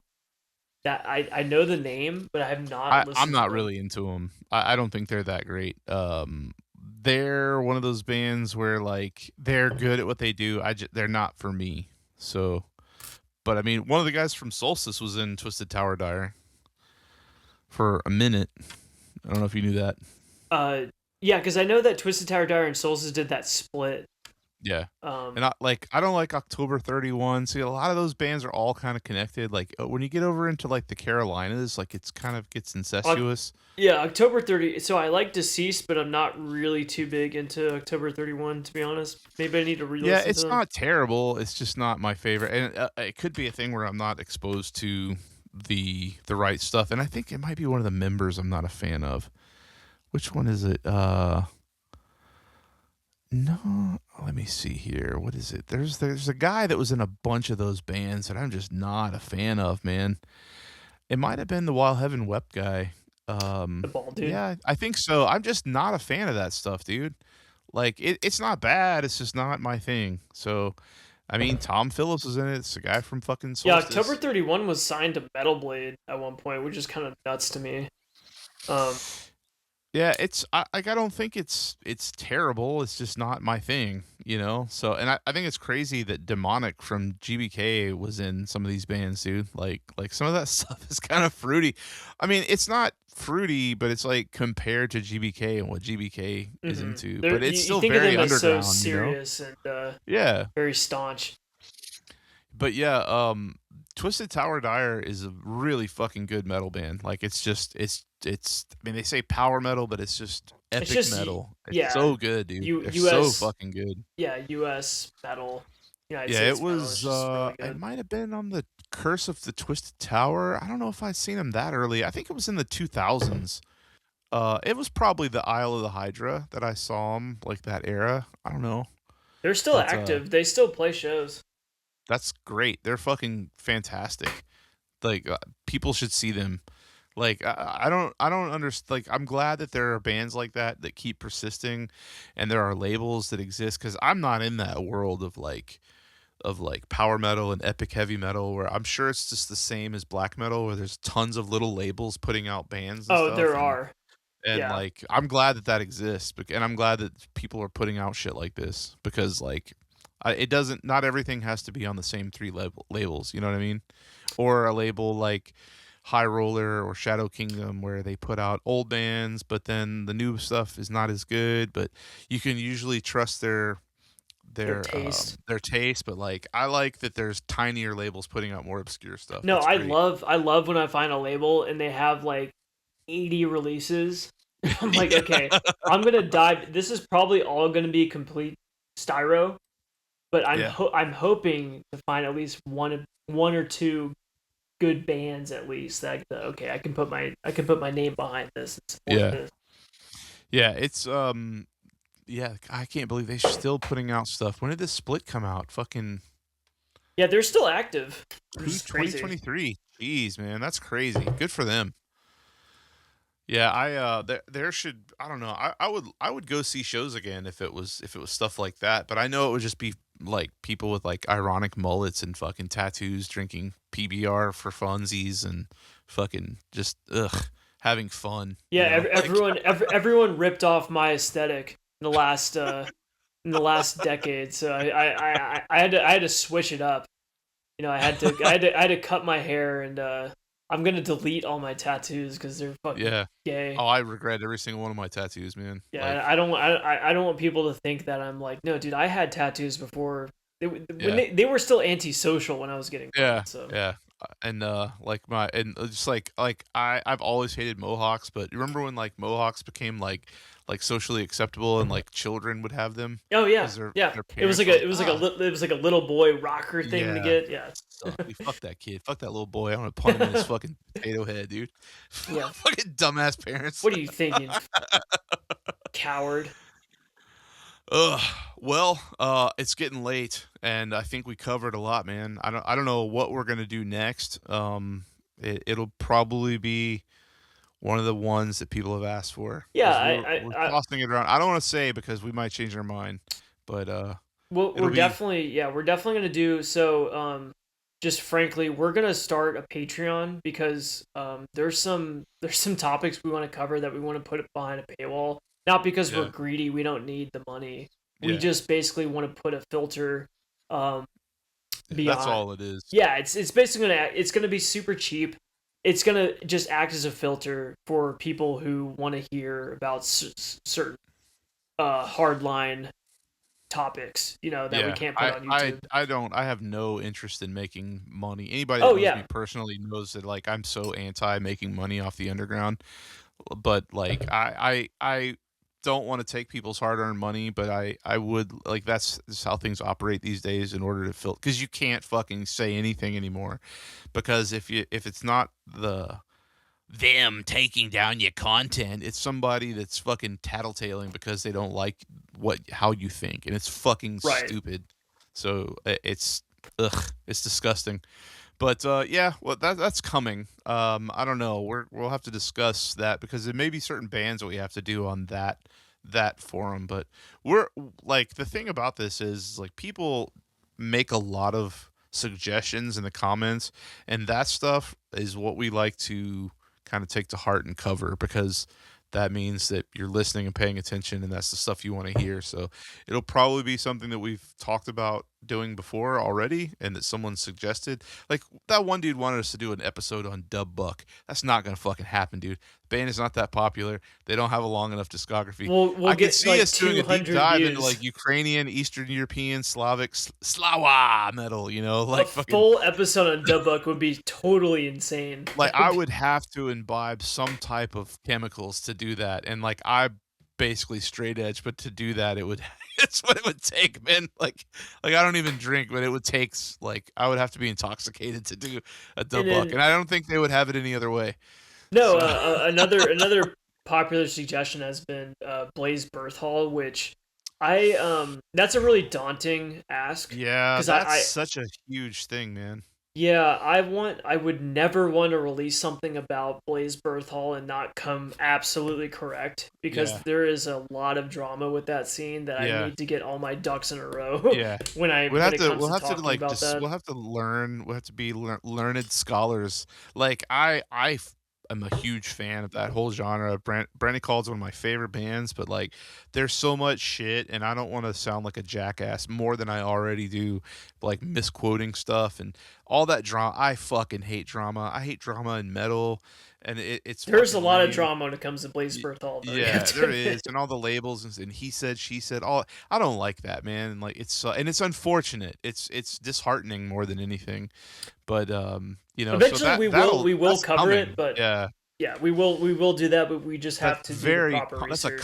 that's a complex because it's not like we're just gonna do Brandy Called. Yeah, we have to do We could Forest, probably Nipper, do Raven Dark, yeah, we could all probably that stuff. just do an episode on Caldrad, and it would be Varglide, interesting. yeah. So, but And then you could do all the Blaze Birth Hall adjacent stuff like yeah. Stranatus, And then whether the or not American that bands that is. Yeah. sound like them, like I can't even remember the name. Was it Stranatus that was Well, Stranatus is they are Russian.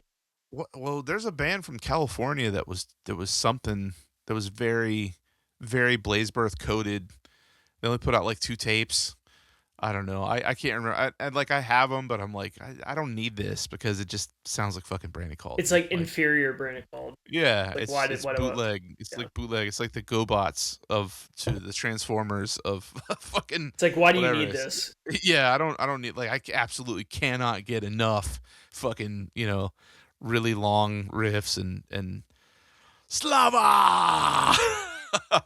But it's, I don't know, it's coming. We're gonna do something interesting next, and we'll be back to normal. But you should definitely all be checking out the movies we talked about, and do a deep dive on Lithuanian stuff in your own time, like Poculus, fucking Annubi, Veilfar, all that shit is highly underrated. It should be more popular than it is. I'm glad that it's not, because like certain people just, it doesn't need to be cool because it's not cool, but it's phenomenal music. It's some of the I'm best definitely black gonna metal check ever. that out. Yeah, Skyforger is great. You should start Yeah. with Skyforger, dude. That's who I'm I gonna think, start with. yeah, Yeah. I think you would like it, but then the from there definitely go to Annubi and Veilfar. I love that. So I'm gonna listen to fucking Annubi when we get done. It's so good. It's so fucking good. It's catchy, but it's dark. It's very, very, I don't know. It's different, man. I mean, it's Lithuania. You said you weren't even familiar with it. There's a I'm whole scene. not familiar at It's all. very, No. very good. It's very good stuff, man. It's interesting, which is the key, and that's what's lacking in so much black metal these days. Is fucking is That's why I like that new Oldawang Gash so much, because it's interesting. That Teutoburg is fucking interesting. It sounds like styro guitar tones, but it's not. It sounds like pagan German and Polish black metal, but it's fucking great. It's interesting. There's not enough interesting bands anymore. So it's Right. all predictable. And Lithuania is not that. It's fucking weird shit, dude. So, but yeah, you got anything else, man? No, I think that's it. We'll be back again in 2 weeks. 2 weeks back, Yeah. back on our game, dude. So, and back with a normal format. Back with a bang. I guess, yeah. All right, see ya. So